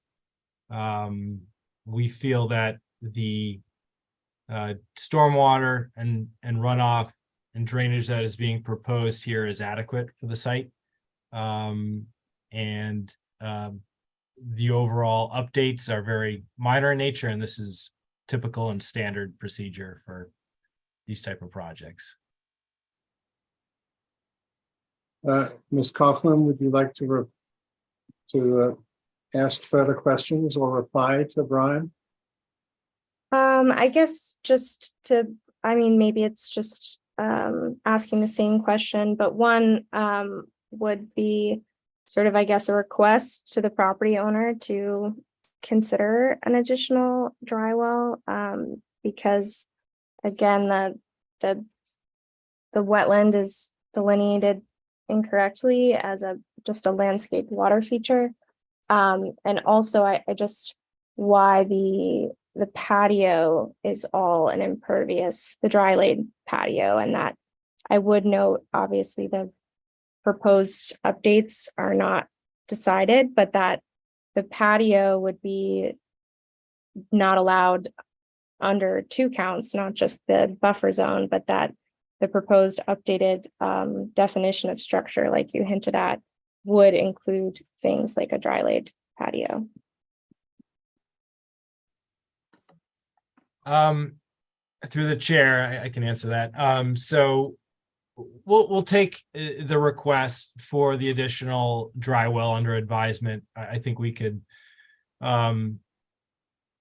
discuss that under the amendment request. Don Bracken was unable to make it to this meeting. He'll be able to describe the drainage in more detail. But as it relates to the patio is designed in conformance with the current regulations, and is a minor update. So, Ms. Kaufman, you're saying that the landscaped water feature is incorrectly delineated? It's an isolated vegetated wetland. So 8 Crow's Nest is SE 48-1011. It's also NAN-28. So there, in those documents, it's not under the Wetlands Protections Act, but it is under the bylaws. And if you look at 16 Clover, next door to this property, the Delaney's, their file SE 483025 marks that same shape as an isolated wetland on their Concom submission. So, Jeff? And may I ask you a question here? So if this is incorrectly drawn, does that have any bearing on this minor mod, or would it be sort of basically outside of the 50 anyway?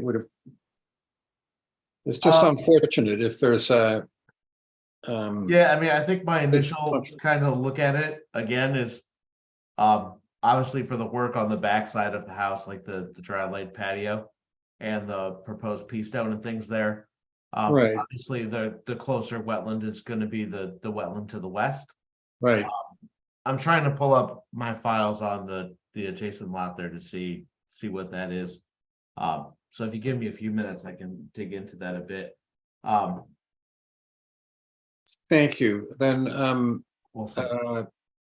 Ms. Grennan, do you mind if I, Michael Mazzarelli has put his hand up as a commissioner.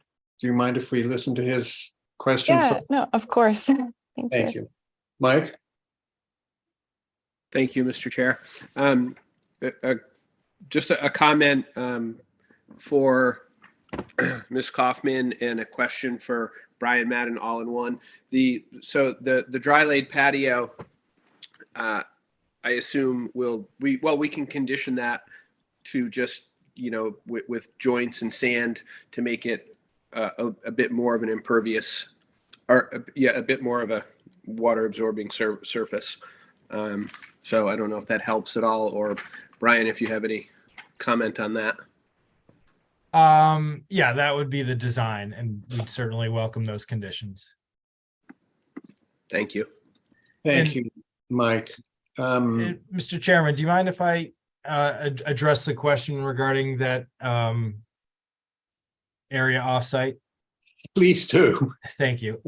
So it is located at least greater than 50 feet away from any proposed activity as part of this minor mod. Generally, the most of the work, especially on the west side behind the house, is greater than 100 feet away. I mean, we've labeled that as a landscape water feature. It has a koi pond, lined koi pond within it. I myself have not accessed that private property, but looking at it from the roadway, it is very manicured and landscaped in nature. Thank you, Brian. Ms. Grennan? Thank you, Mr. Chair. My name is Marissa Grennan, and I'm representing Rick Wagner, the abutter at 12 Clover Lane. To clearly understand the impacts of this project, it's important for both the abutters and the commission that the version of the plan under consideration represents the full extent of the changes that will be made to the existing OOC. Moreover, we feel that evaluating these changes in a piecemeal manner is wasteful and inefficient, where it duplicates the work of the commission. It's a greater burden on abutters' time.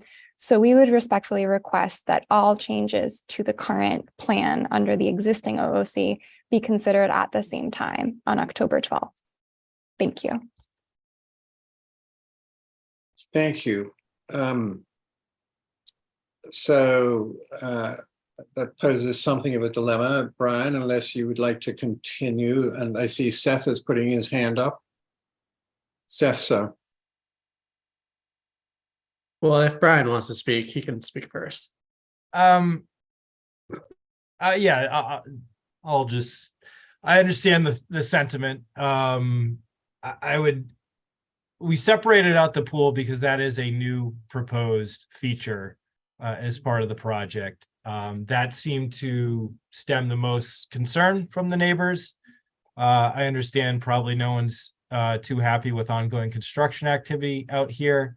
But the continuation of adding back steps, generator, and doing some regrading out here, is a continuation of work activity.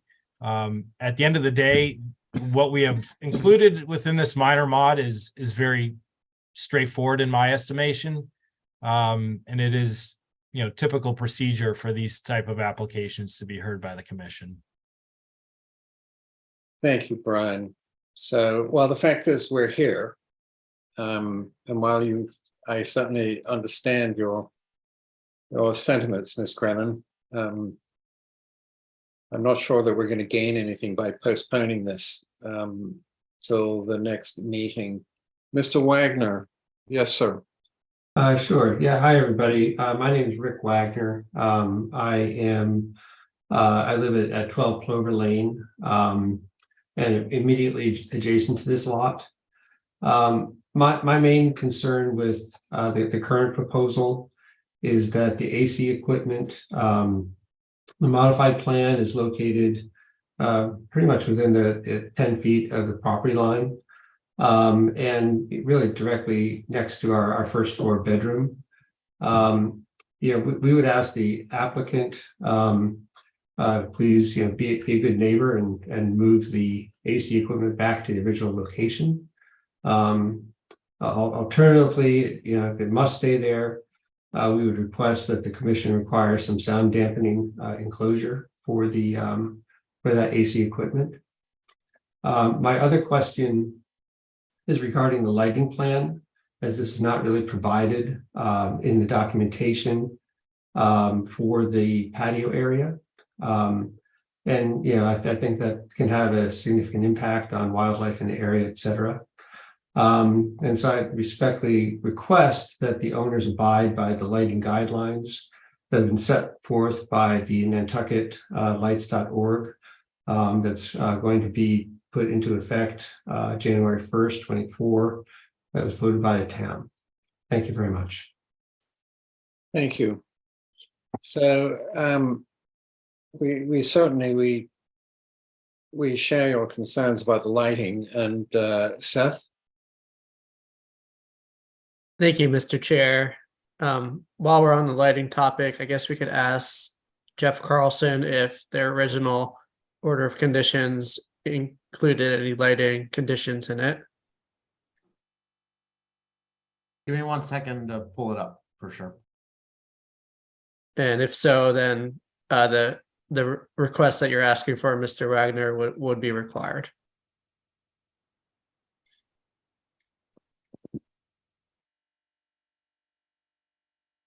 With regards to the air conditioning, I'm not sure that that falls within our purview under these circumstances, but naturally we would hope that the applicant would be a good neighbor.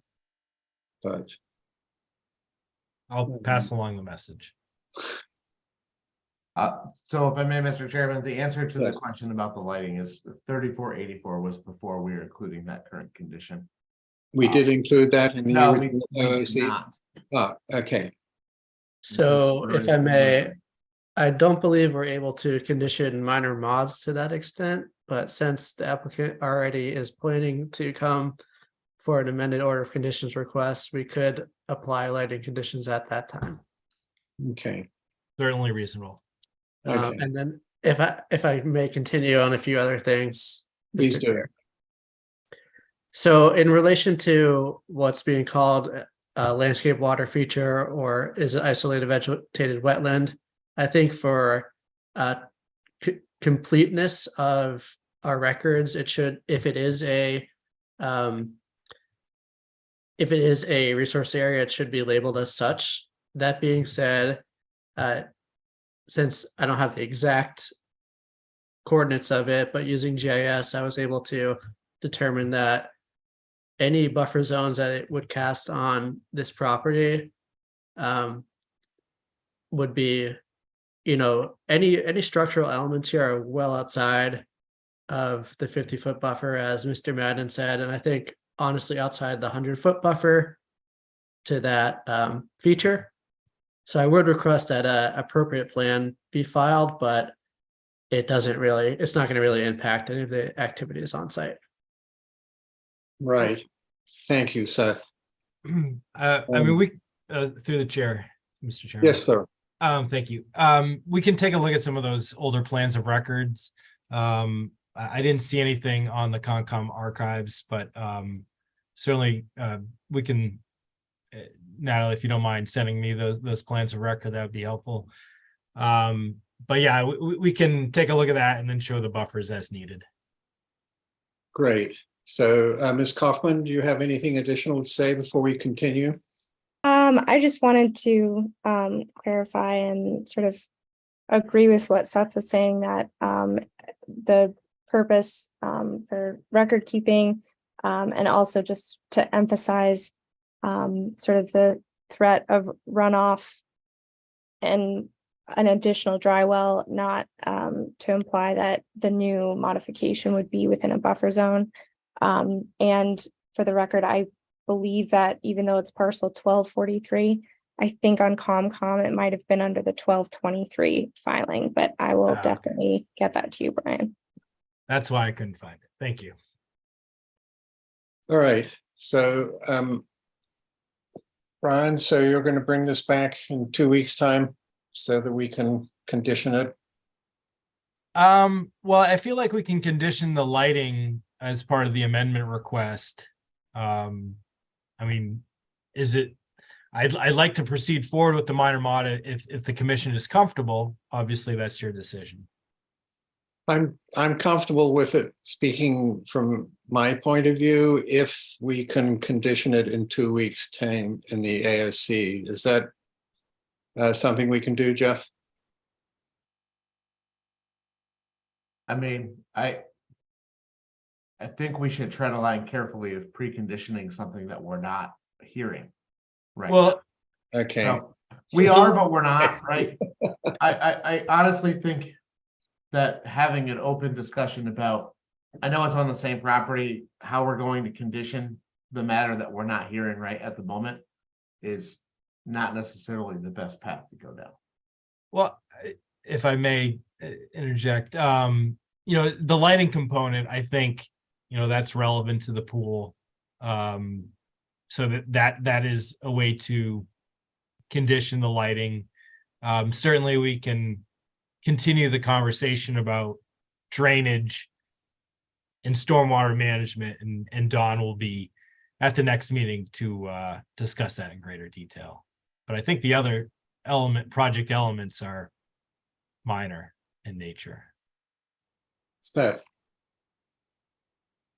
Thank you, Mr. Chair. And Brian, I know you want to move forward, but unfortunately, I think we should continue to have the updated plan of record submitted, because with a minor mod, we're not able to accept a plan later after it's been issued. It's not like notice of intent or amended order where we can request that later. So I do think for clarity's sake, we need to continue this one. That's the sentiment of the commission. I would say so, Brian. All right, then. All right. See Mark's thumbs up. So yes, let's continue for 2 weeks. All right, thank you. Thank you, everybody. Thanks, So everyone. that brings us on to Grell, 21 Field Avenue. Paul? Yes, thank you. Paul Santos from Nantucket Surveyors on behalf of the property owner and applicant Timothy J. and Susan Ray Grell. This is a minor modification request for a property at 21 Field Ave. And we have submitted a plan that sets forth the abandonment of an existing on-site septic system and shows a connection of the existing single-family dwelling to public sewer. That's essentially the extent of the application. There is currently a valid order of conditions, which had been amended. A portion of the work that was amended has not yet been completed, but this is a minor mod simply to abandon the septic and connect to sewer. And happy to answer any questions that you may have. Thank you, Paul. Any questions? And seeing none, move to approve a minor modification. Thank you, Mike. Seconded by Mark Beal. So by roll call vote, Mark Beal. Aye. Seth Engelborg. Aye. Mike Mazzarelli. Aye. Joe Pandowski. Aye. Linda Williams. Aye. Ian Golding, aye. And that brings us on to. Thank you. Well, you're welcome, Paul, but you're up for the next Yeah. 2 ones. And so the first one is Doherty APK LLC at 4 Mariner Way. I have to recuse from both of these, Mr. Chairman. Thank you, Linda. So fire away. Okay, thank you. 4 Mariner Way is up first. Yes. Okay, thank you. Paul Santos with Nantucket Surveyors on behalf of the current property owner. And this is a minor modification request for Doherty ACK LLC. This is a minor mod to an existing order of conditions that was issued to the prior owner. And this sets forth just a reallocation of the dwelling, garage, and site improvements based on the current owner's desires for the site. So just as a brief recap of the two applications, the current order of conditions depicted a dwelling with a footprint area of 1480 square feet. The current plan shows a dwelling of 1483 square feet. The prior application, dwelling, decks, and stairs, approximately 510 square feet. Current application, 349 square feet. So that reduces the total dwelling area, decks, and stairs from 1990 to 1832. Prior plan had a garage of approximately 600 square feet. Garage depicted on these plans is 582 square feet with decks and stairs associated with it of 66 square feet for a total of 648. Prior application had a total garage of approximately 638. When you look at the total of the dwellings, garage, decking, stairs, we're going from an original approval of 2628 to 2480 square feet. So that's the kind of the summary. It's essentially just taking it's a similar layout to what was previously approved. It's just a actual developed architectural plan for both the garage and the dwelling, along with the associated driveway and site improvements. This is a parcel of land located at 4 Mariner Way within the Mariner Way subdivision. It occurs within land subject to coastal storm flowage. And this lot also has work within the buffer zone to an isolated vegetated wetland that occurs to the east of the site. You recently heard an application on 2 Mariner Way for a similar proposal, a reworking of the site plan. We then came back with the pool and the elevated deck. Currently, the application before you is simply for the minor mod for the structure and dwelling. In the interest of transparency, I will say there were pools approved on this plan as part of the HDC approval. Again, that's not part of this minor modification application. Any request for a pool, we would file as a amended order. So that way, due notice would be given to abutters. They would again have a chance to opine on it, as would the commission. And that's the extent of the minor mod request before you tonight. Happy to answer any questions. Thank you, Paul. Any questions? And see, Ms. Cohane. Did I pronounce your name right this time? You did. Thank you. It's Amy Cohane. My husband and I live at 76 Union Street.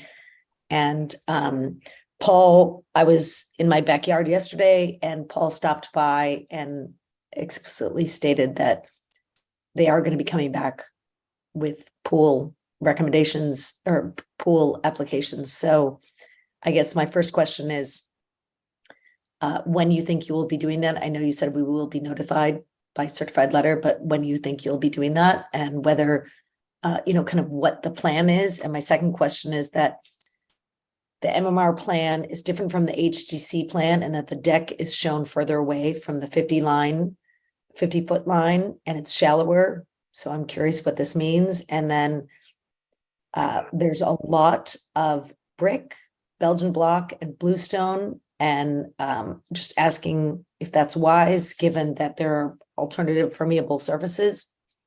So I'm just asking about that. Thank you. So, Paul, would you like to answer briefly as with respect, Ms. Cohane, this is outside our minor mod here. So.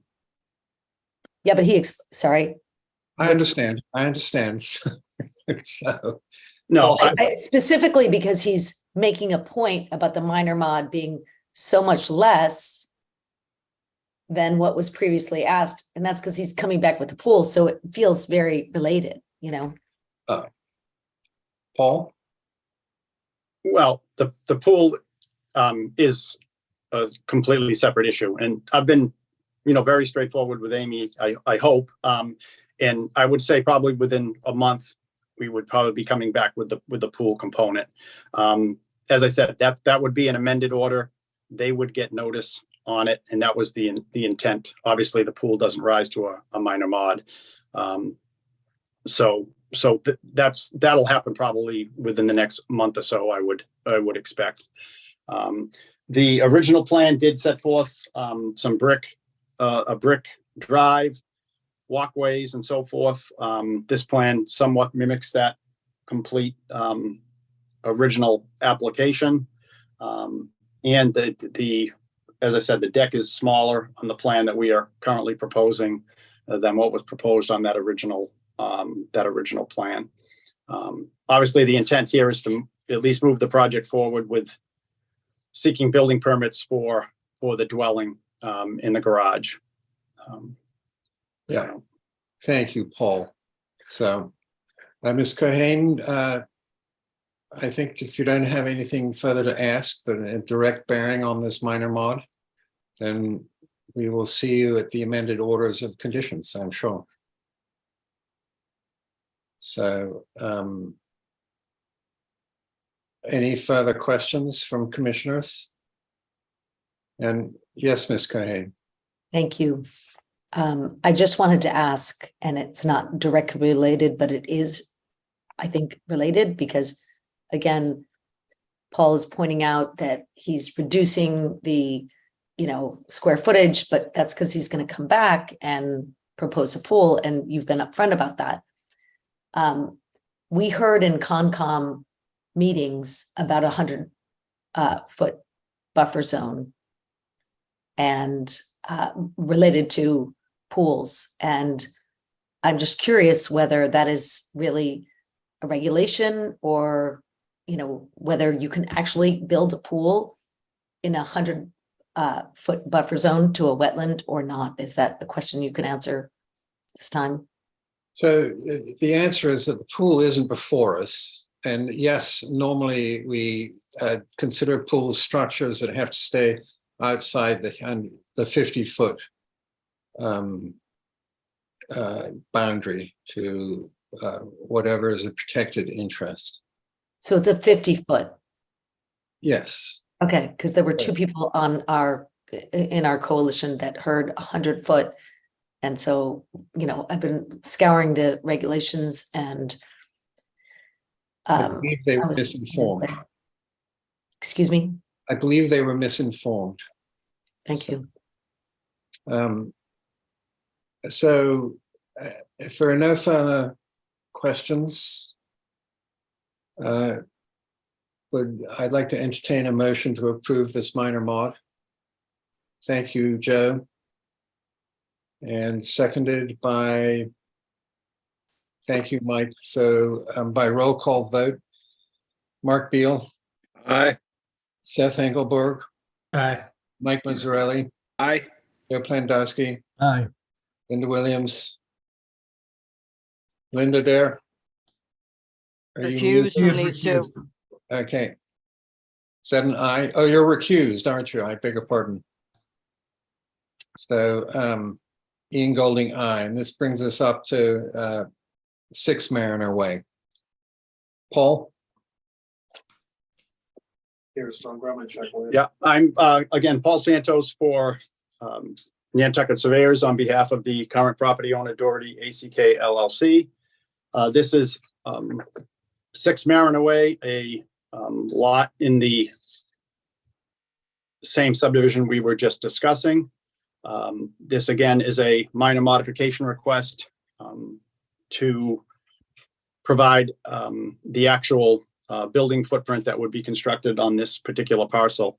The dwelling footprint on the original order of conditions was 1,730 square feet. The dwelling proposed under this application is 1,512 square feet. Dwelling, decking, stairs, 395 square feet on the original, 375 on the existing plan.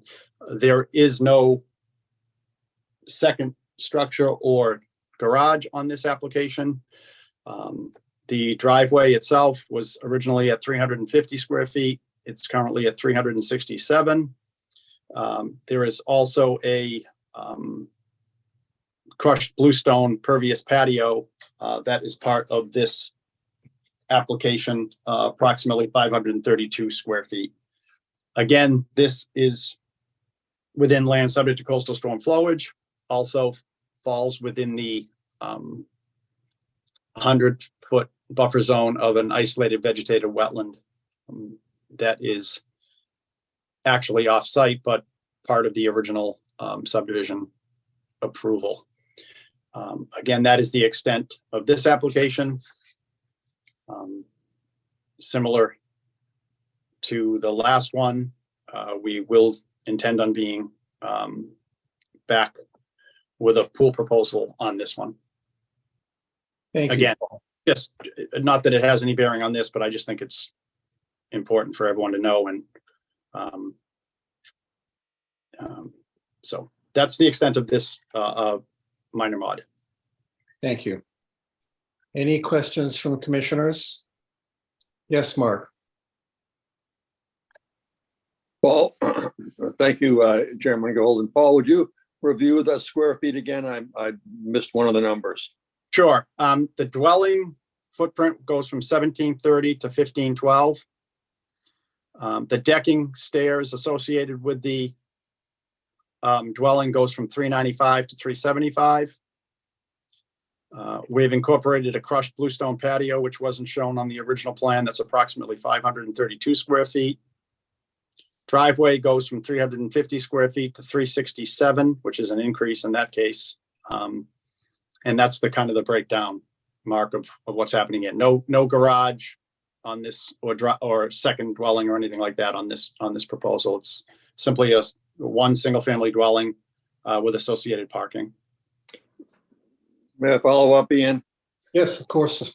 So Paul, the only change you're making is square feet of the dwelling. That's all you're doing today?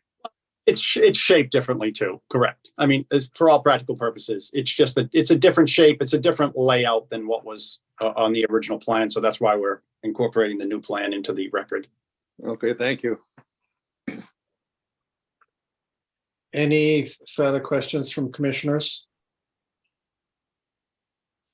Any questions from members of the public? And seeing none, motion to approve this minor mod, please.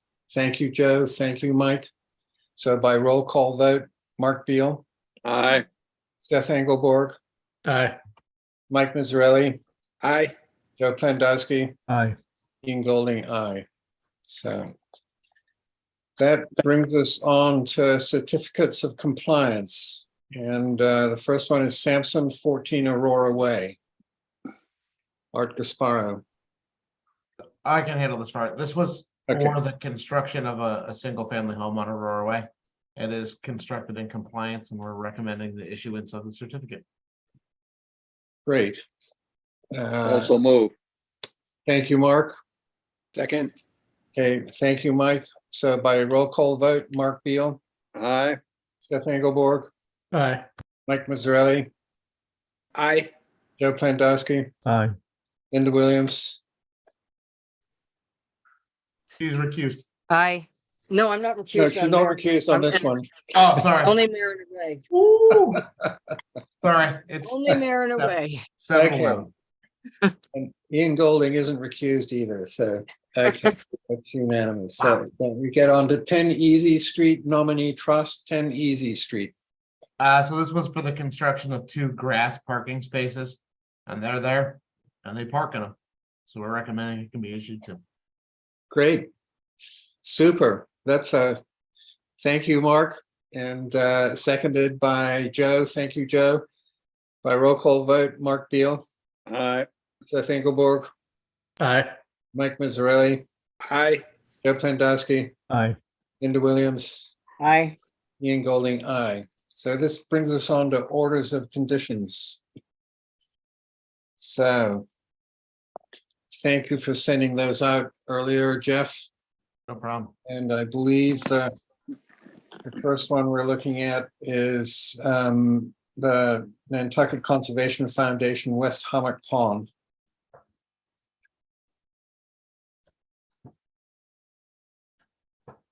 Yeah, so I kind of included our standard set of I'm totally spacing out. Standard set of conditions that we've been using for projects like this. With the clear cast and those things, there's some photo reporting. A condition for impacts of spray that they had already talked about doing. Our normal 50% regrowth of native species. We include a condition for them to meet with us to determine their access points for the marsh master.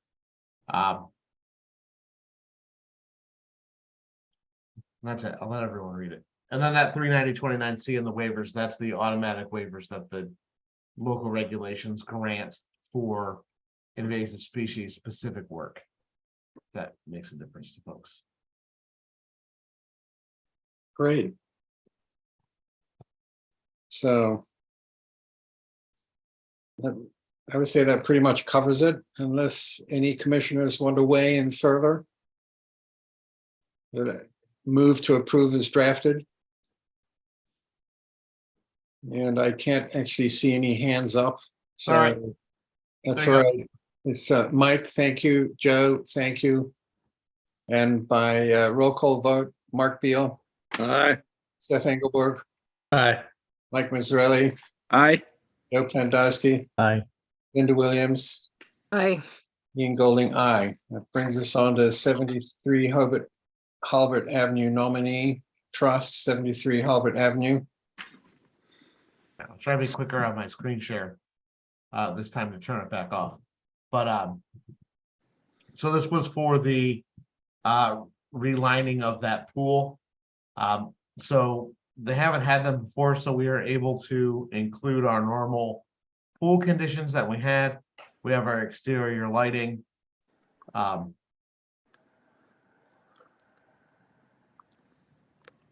Conditions that are there.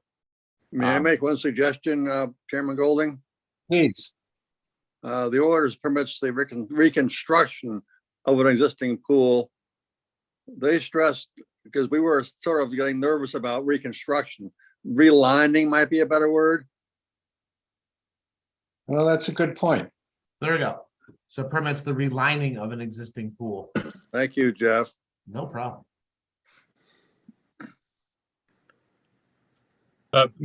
Jeff, it's Stephen Cohen.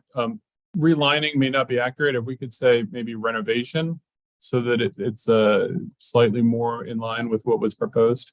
And of course, you could refer to the file. Thank you. I'm fine with that. Thank you, Steve. So, all right. So, a motion to move to approve is amended. Motion to approve. Hold on, Mr. Chair. Sorry. So I can't see any hands up, I'm afraid. So, I have a quick how can we do this side by side gallery, maybe? All right. Sorry, my technical prowess is at a grade school level on this thing, apparently. So Seth, go ahead, please. Thank you. So the proposal here, as far as I understand from the hearing, is under the grandfathering pre-existing use section of our bylaw, of our regulation, since it would not meet the performance standards if it didn't meet the pre-existing use. So I think we do need to apply waivers in this case. I think we do need to apply the waiver that exists specifically for projects that shall be granted a waiver due to pre-existing use. It's letter D.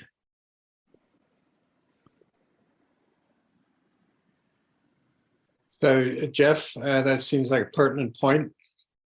1 second, I'm just trying to garner some information here. Want to make sure that I am.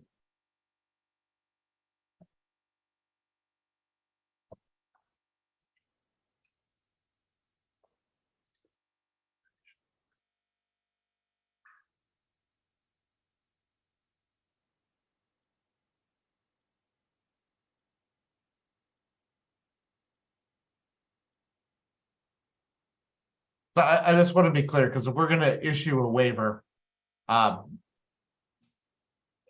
assuming, Seth, you're thinking that we need to issue a waiver to the performance standards that the work shall not reduce the ability of the land to absorb and contain floodwaters or to buffer inland areas from flooding and wave damage.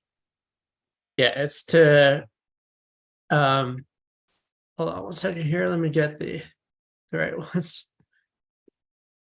The 390-15 B1.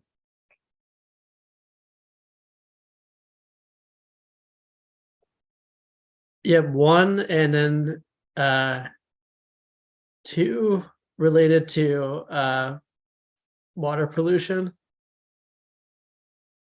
And then 4 related to building locations subject to coastal storm flowage where the structure would be subject to storm damage.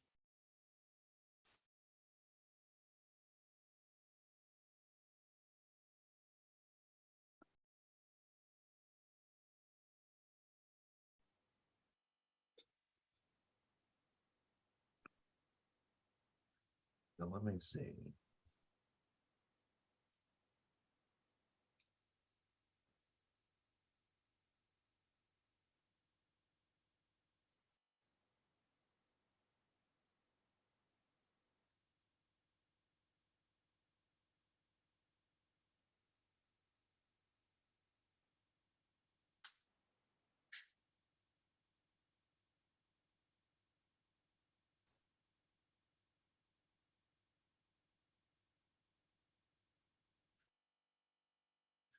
This will just take me 1 second.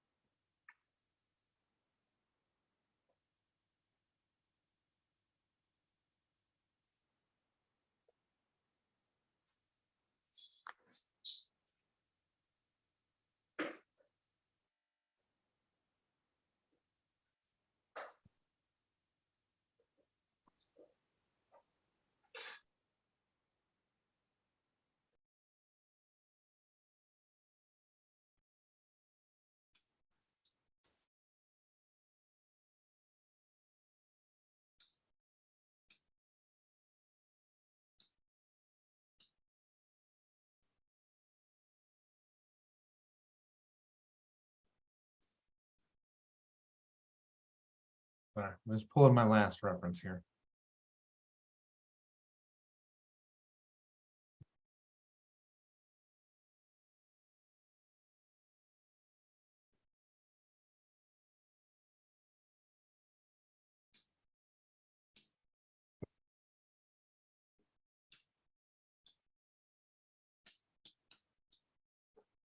All right, so I'll clean up the font. You want to put it up on the screen again, Jeff? Yeah. Sorry, I just kind of hacked up what I needed to do so we can.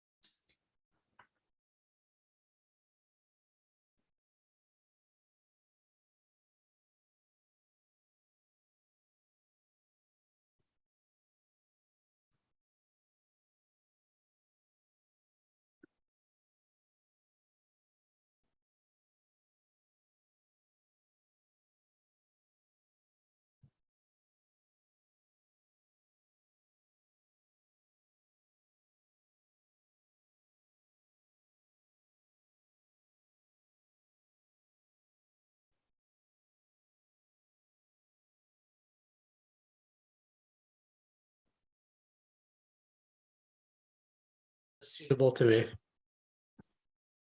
Everyone get a chance to read that? Yeah. Well, great. Thank you, Seth, for pointing that out, and Jeff, thank you for getting it done into print. So we have a motion to approve as amended. Motion to approve, Mr. Chair. Thank you, Mike. Seconded by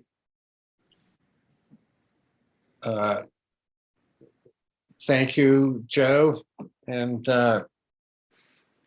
Mark Beal by roll call vote. Mark Beal. Aye. Seth Engelborg. Aye. Mike Mazzarelli. Aye. Joe Plandowski. Aye. Linda Williams. Aye. Ian Golding, aye. So this moves us on to 100 Walwinet Trust, 100 Walwinet Road. Sorry, I'm just finishing up with the last one, so the next one is loading. Your fingers were flying, Jeff. You know, this is the time of night where I start to earn my paycheck. I just have to type fast. Sometimes for changes. Yeah, good job. It's not the hours that go in before the meeting, it's the 10 minutes here. Yeah, so this was the one, there was a pool on this project. I'll just point out really quickly that there are some resource areas that are outside of outside of the project area that I call out specifically again. And excuse me, some structures, and then it's just our pretty standard, excuse me, geez, pool conditions again.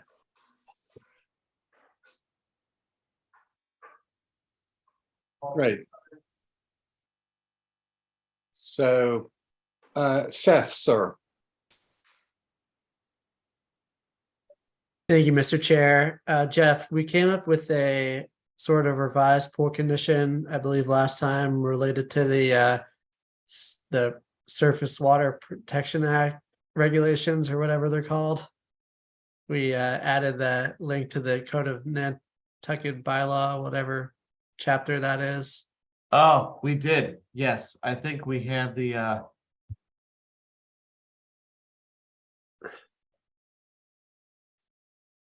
trying to remember, did we have that was in the applicant shall provide, I'll get thanks, man. Is one second. Yeah, I think it's when we are dealing with condition 20. Yes. Let's so There is quite a list. It's not a bylaw, Mr. Chairman, through you. Yeah. It's not actually a bylaw. It's the conditions that, because I do a lot of pools in Nantucket. It's the conditions that are included in a ZBA decision. It's not part of the bylaw. So I can always get those conditions to Jeff. You can't drain it after a certain point. You have to have it drained by professional people, yada, yada, yada. There's about 10 of them. I don't know if you want to incorporate all of them, but that's where you find them. And I've got plenty of them in my computer. Yeah, thank you, Linda. I think respectfully, the Code of Nantucket has been updated to include those per our discussion with Jeff recently. it's chapter 361 of the regulations. Our regulations, yeah.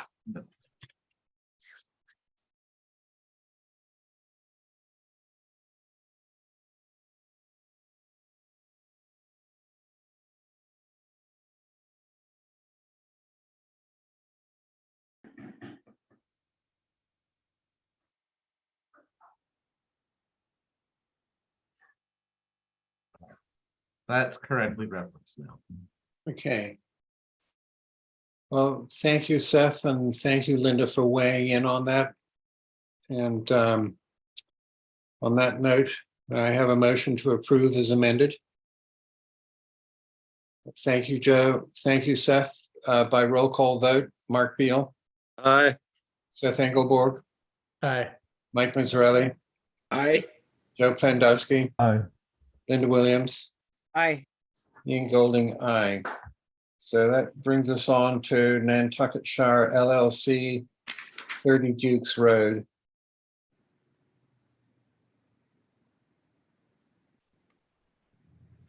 This one was just for the construction of the house. So I only included our lighting provision and then our normal conditions. Couldn't really think of anything else. Seemed pretty straightforward.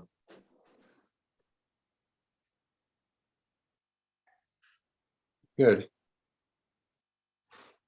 Straightforward. Sounds like a plan. Okay. The move to approve is drafted. Oh, Seth, go ahead. Okay, you're not I'll move to moving approve. to And then approve. after You're the moving. approval, can you defer back to me before we go on to the next one? So Seth, are you making a motion or are you making a comment? Making a motion, and then with the request that at the end of this vote, you let me talk again.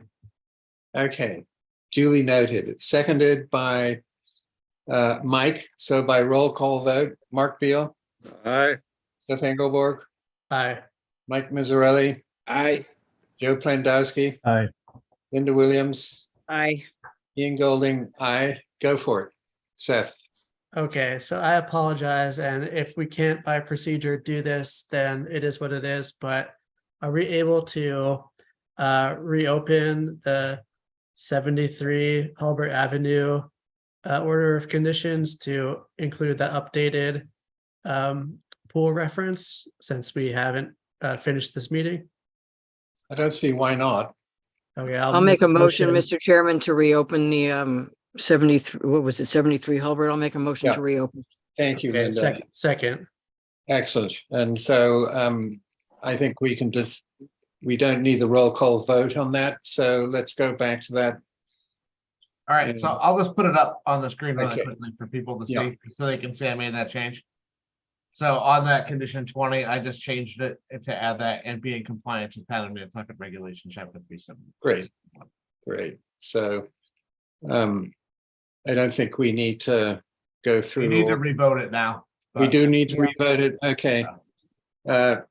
Seth, thank you for making the motion, and Mark, thank you for seconding that. So by roll call vote, Mark Beal. Aye. Seth Engelborg, Aye. Mike Mazzarelli, Aye. Joe Pandowski, Aye. Linda Williams, Aye. Ian Golding, aye, which brings us back to actually it brings us to Greenhill. So Robert F. Greenhill Revocable Trust, 16 Hoyts Hollow Road. All right. Did we So did we want to condition this with native species or? So I added during the, I don't remember if this is on the draft. Sometimes I make changes during the meeting from the draft that I sent, just because it comes up. But there is a condition 20 that all plantings within jurisdiction shall be native species with no cultivars. And that's in congruence with the letter that will get attached from Natural Heritage that requires the same thing. They Great. simply don't get a choice. And you did include it. So if happy to entertain a motion to approve as drafted. So move, Mr. Chairman. I'll second. Thank you, Linda. I will give you that, and Joe, thank you for seconding. So by roll call vote, Mark Beal, Aye. Seth Engelborg, Aye. Mike Mazzarelli, Aye.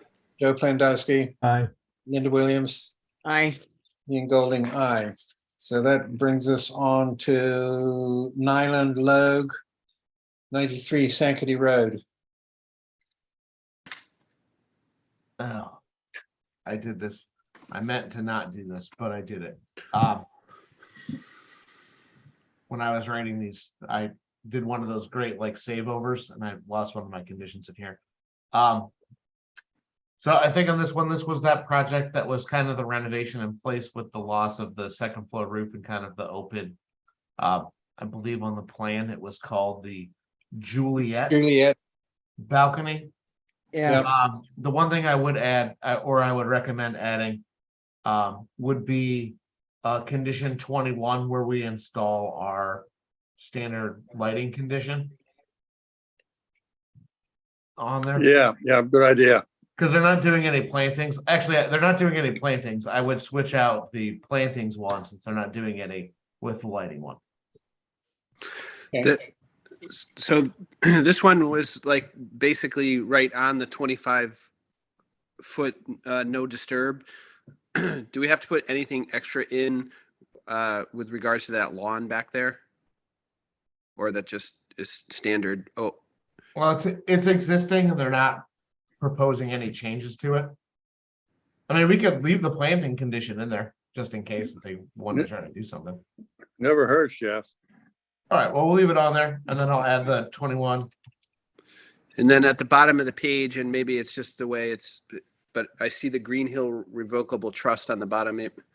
Yes, so that's where Oh, okay. when I said Gotcha. I made a saving goof. So that's what happens sometimes. Flying fingers of Jeff. No, it's more like I probably got distracted. You're just making sure you're paying attention, right, Jeff? You have No.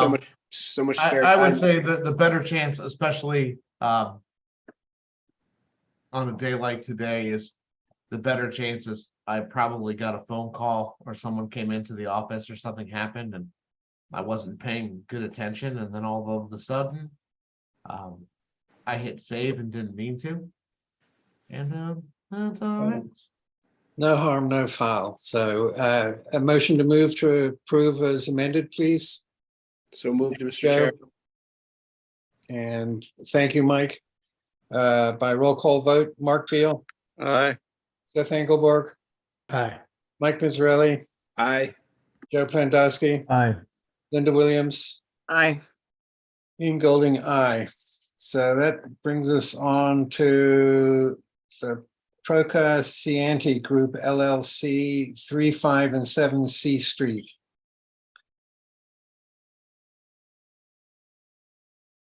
That's the one I'm recused from, Mr. Chairman. Thank you for reminding me, Linda.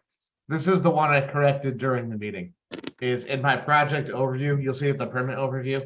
I forgot to leave in put in the removal of the existing structures that are back there. So the one that you'll see on the screen is a little different than the one I sent where it says this order permits the removal of existing structures, construction of a new structure, driveway and walkway updates, and stormwater management with associated graded landscaping utilities within land subject to coastal storm flowage. Okay. Yes, Seth.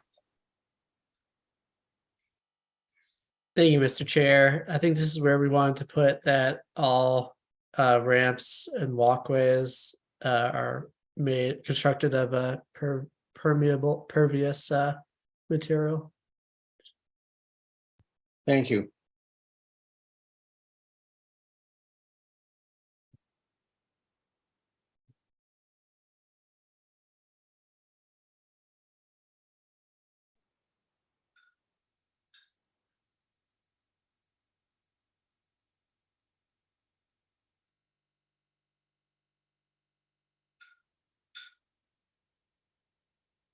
So a motion to approve as amended.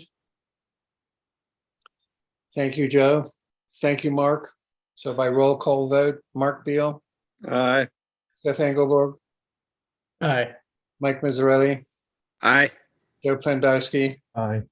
Ian Golding, aye, with Linda Williams recused. And that brings us up to the Mark H. Gottwald Family Trust, 4R Jefferson Avenue. I didn't draft an order for this one. There are a lot of waivers and things involved with that project, so Okay. I held off. But can I just see, in general, were you guys looking for a positive order for that project? Yeah. Okay. I was.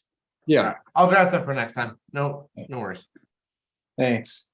So that 5 Wawinett Road Nominee Trust, 5 Wawinett Road. Yes. I had a hard time figuring out Walnut Road when it was really Chase Lane in my book, but what do I know? No. It's one of them, they're big sites that has stuff in the way. Okay, so I made a quick change here already.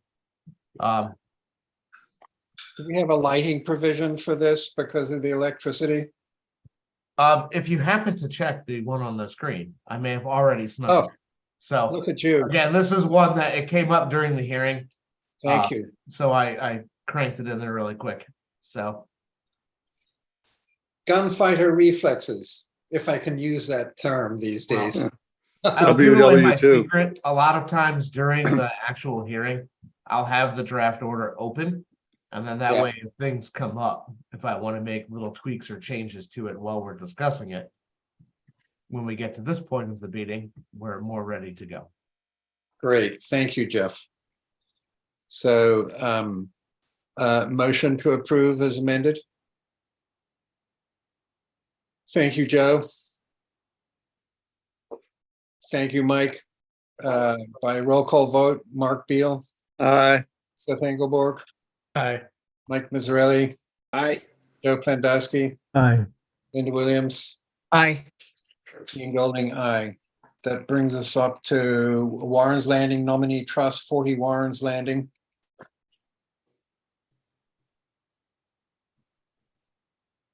Yes.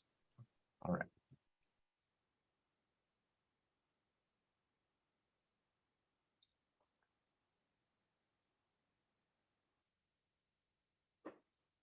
All right, so I did add the lighting provision to this one too, after I sent the draft to you guys. And the native cultivars. Can What's note that? that, Ian. I did.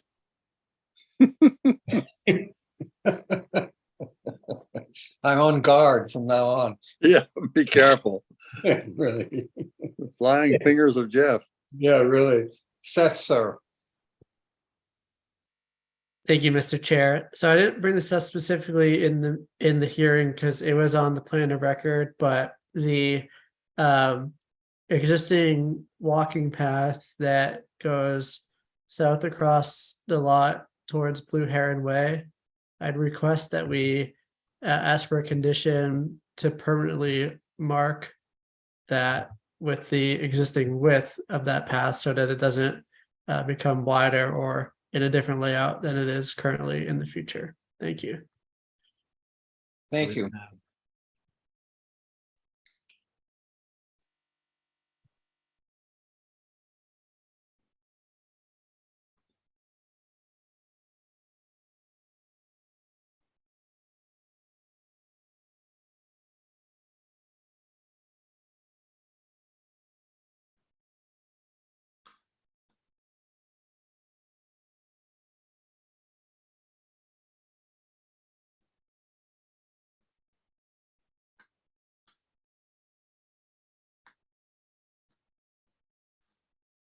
All right, so we put the existing walking path connecting the Blue Heron Way shall be marked with permanent markers to determine the width to be maintained as shown on the plan of record.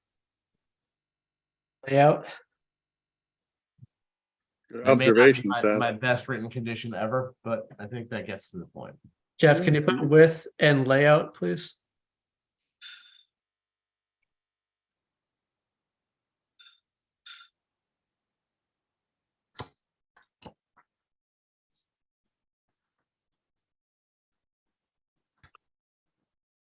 Okay.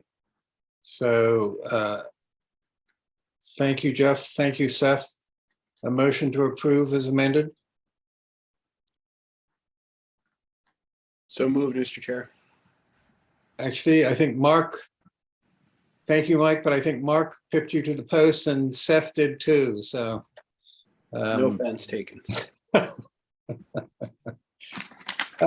by roll call vote, Mark Beal, Aye. Seth Engelborg, Aye. Mike Mazzarelli, Aye. Joe Pandowski, Aye. Linda Williams, Aye. Ian Golding, aye, which now there are no extensions of orders. And so other business, I think approving minutes from April the 27th probably slipped in there by accident. And so that gets us on to the geotubes, All right, the so, Sconset Beach geotube removal project. so do you want me to steer this a little bit? Yes, Chairman? please. All right, so we received on time the 100% set of drawings for people to see, and when we talked about it at our meeting last time, and kind of reviewing it, we had kind of preliminarily scheduled the discussion for all of this to be on October 12th, but we wanted to make sure that people were aware that the 100% set was in. So I think what we're asking folks to do, if people have comments on that 100% set that's in for the removal, to get comments to us. If we could, it would be nice that way if there are questions. It's in 2 weeks. If we could have questions from people in by like the 6th, which is next Friday, on that set, that would give everyone a week to review, and then if there are comments with answers to that could come in a little bit of time, and then we'll have our fully posted and agenda discussion on our regular meeting on October the 12th we'll have a slightly lighter agenda than tonight, so it should be able to be focused on. I know we also had some comments from Spruce earlier tonight, and I think we can take those up at that time. But I wanted to be sure that everyone saw that they had come in. The one, I don't want to call it a snafu, because it's not necessarily a snafu. Currently, the date for removal on the books is also October the 12th. I didn't know if you guys, to facilitate that discussion, wanted to push that date to at least the following meeting on October the 26th. And then you guys can make a further decision if you wanted to from that meeting on October the 12th. But that way we're not having the discussion on the same day that the removal order is up. We gotta change that date, that's for sure. But Joe? Yes, I do have a comment on that. There is a drawing that's labeled B-101. And the notes that are in there make it very clear. It says prior, if I can read it, it's so small in print, prior to performing any work on this project, 3 homes, and they list the homes, have to be removed or relocated. So take a look at the upper right-hand corner of B-101, which is attached to the documents that came out.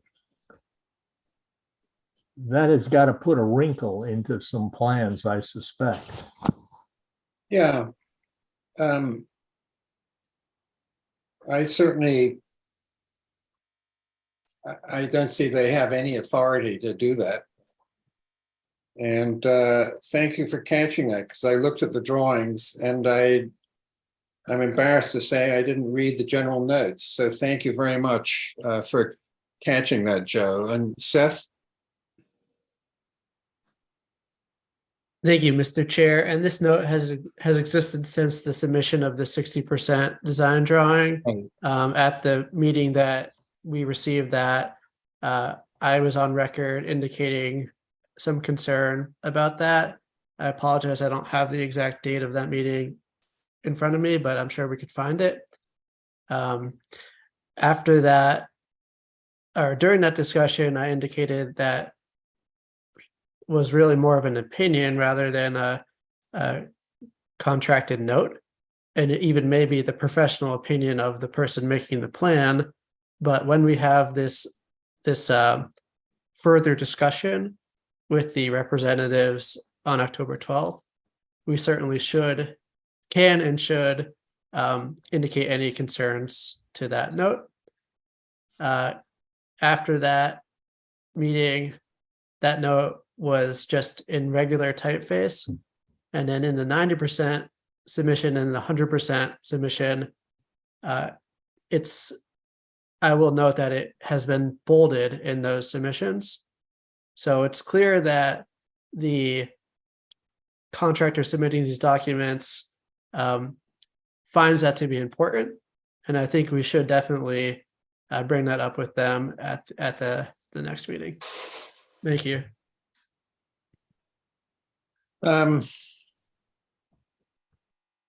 Yeah, thank you, Seth. Thank you both for staying on top of this.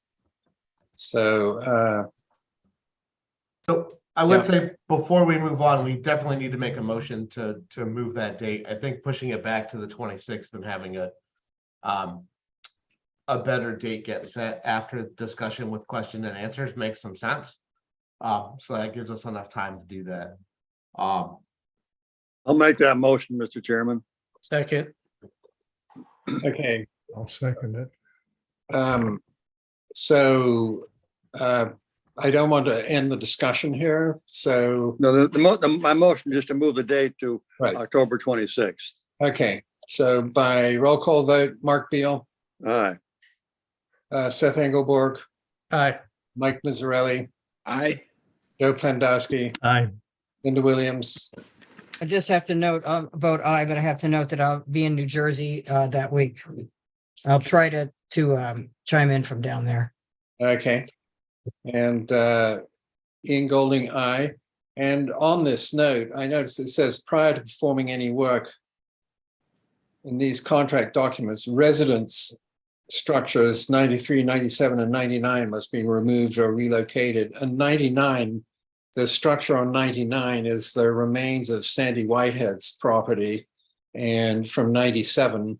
And we've established in time and time again that it's not a residence, and it's just basically a shed.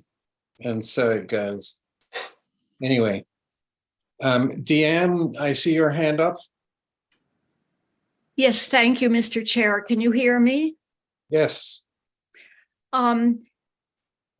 We did submit some written comments earlier today, and we will not address them and just wait until October 12th. And when I say we, I mean the Nantucket Coastal Conservancy. I'm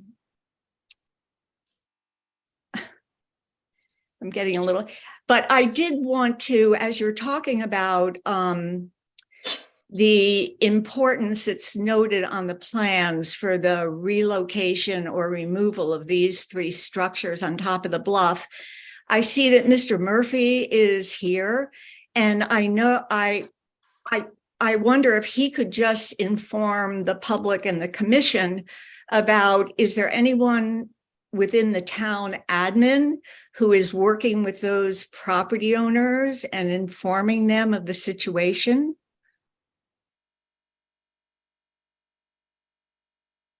So, Vince, would you like to answer Deanne? Thank you, Ian. It was probably in the order of about 4 months ago. We were several town staff and representatives from SBPF and Haley and Aldrich were on site on top of the bluff, where we looked at this and discussed it with the homeowner for these residences, and tried to understand some of the complications of removing the geotubes and how it may affect those residences. The homeowner is aware of it.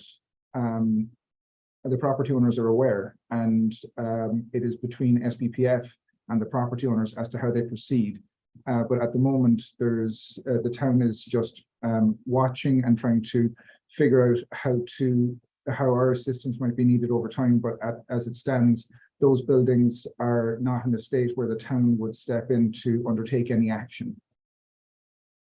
Okay, and Vince, the town is aware that 99 is not a residence, right? I've heard it time and again. Thank you, Ian. It's a bit more like a shack, shed, right? At that point, right?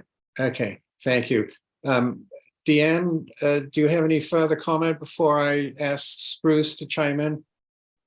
No, Ian, I thank you and thank you, Vince. We will be looking forward. I believe the town manager announced last night in her town manager's report at the select board meeting that we will have an update on the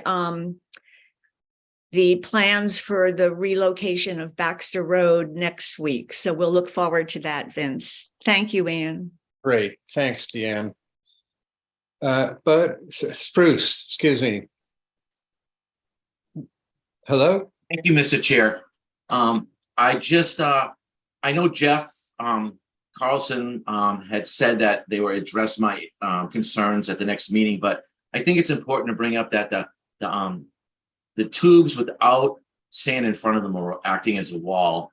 And I don't know if there's any pressure or anything we can do to try and get them to comply, the SPPF to comply with their order conditions and push sand over the edge. I mean, the sand is on the template. It just needs to be pushed over the edge. So there's some mitigation sand in front of the template.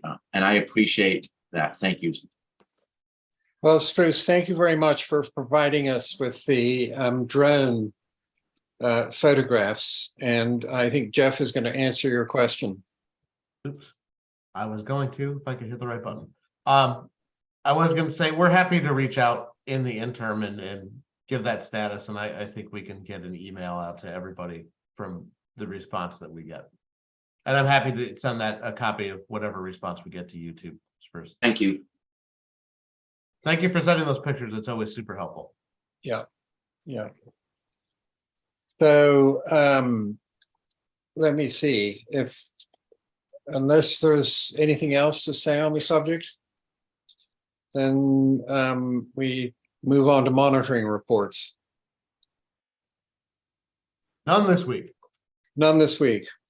And then enforcement actions, potential enforcement actions. We have one we're looking into in the Abrams Point and Fulling Mill area that got reported today. But we're looking into that a little bit. Sorry, it's just a report thing. Came in late in the day. We were busy finishing up for the meeting. Okay. I think RJ has a question too. RJ. Thank you, Chair Golding and Jeff. Speaking of coming in late in the day, I also submitted a letter on behalf of the Land and Water Council about enforcement action after the discussion about 21 Meter Street and the closing of that NOI. We didn't feel that there was the issues at the site had been resolved. So as Chair Ersman was fond of saying, I sharpened my pencil and dug up the DEP manual on enforcement and looked around at some of the things MACC presented on how other commissions handle situations like we're having at that site, and put a letter together. But as I said, it was late this afternoon, so I'm hoping that you'll all have a chance to read it and we can discuss it at the next regular meeting. So thank you. Yep. Thanks, RJ. So it's what, 80 pages? So it's $175, I think. Okay, well, my heart sank, if I may, and so I decided that if we could discuss it at our next meeting, that would give me more time to tackle it. So, but thank you very much. I will admit we did make the call. It came in today to Lisa and I, and we were like, let's send it around. So we'll send it around following the meeting for everyone to see, because it's pretty lengthy, and we'll add it as an agenda item on the 12th as well. Okay, great. It's just a lot to read between like 3:30 and 5. So didn't want to muddy up the waters more than we had to. Right. So reports. So Tim Brain is away for crack. CPC. Mark? Nothing to report. And NP and EDC is Seth?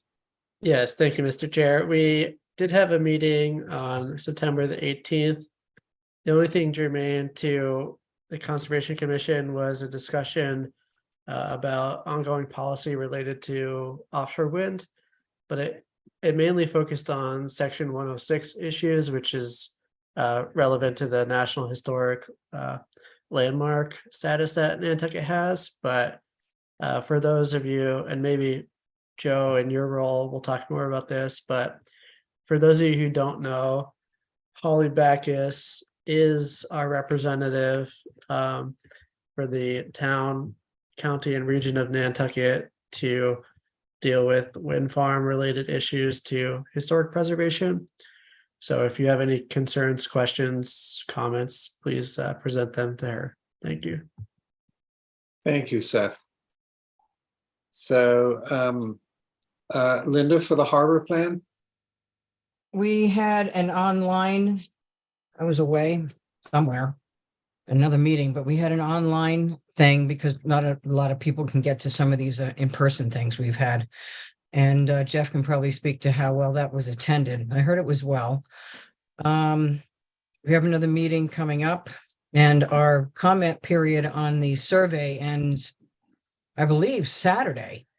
Yes. And then we'll compile all the responses, but apparently we're doing better than some of the larger, more active towns on the mainland, which is kind of impressive. And it's a very wide range of people that have responded. But Jeff can talk about how well the September 18th thing was attended. Sure. So on September 18th, I want to say we had another like 50 people that showed up and attended to provide. They listened, and some provided comment and some didn't, but it was good. And then also got an updated survey number today, and we have passed over 500 on our survey responses, which is now the most responded to survey in harbor plan history with urban harbors. So we passed. Ipswich was the previous high, just a little bit over 400. So we have feel like we've done a pretty good job getting the word out between 3 in-person public meetings, an online public meeting, and then another 500 responses via online survey. That we're really getting a lot of good public input. Well, that's great news, Jeff. And, it's heartening to be reminded how many people care about our natural environment, because it sort of reinforces what we're all trying to achieve. So thank you. And then for the offshore wind work group, Joe, I think the smile is sufficient. So Here's what I would say. On Friday in the Wall Street Journal opinion page, they said if only the hot air blowing at the United Nations Climate Ambition Summit this week could be used to generate electric power. yes. It is a real mess. I'll tell you, New Jersey and all of these along the Northeast coast, they're going nowhere. An example that is in this article is that the developers, offshore wind developers, are asking New York for an average 48% price adjustment on the contracts. The costs are apparently far more than people anticipated. Well, I mean, if we hadn't dragged our heels as a country for the last 20 years, the cost would have been a fraction of what it is now. And when it comes to the Oil Street Journal, quoting the Oil Street Journal, is, I don't know, like asking a cannibal what his opinion is of meat, I mean, anyway. Nothing to report. What? Nothing to report. Okay. So commissioners' comments. Any comments? Another good meeting, Mr. Chairman. Thank you, Linda. And then we get on to administrator comments. Jeff? I'm good. Let's Great. go on. Okay. Well, thank you, everybody. So let's a motion to adjourn. So move, Mr. Chairman. Thank you, Linda. By roll call vote, Mark Beal. Well done, Ian. Aye. Thank you, Mark. Seth Engelborg. Aye. Mike Mazzarelli. Aye. Joe Fandowski. Aye. Linda Williams. Aye. Ian Golding. Aye. Thank you, everybody, and a very good night. Thank you. Thank you. Good May night. continue. Appreciate it.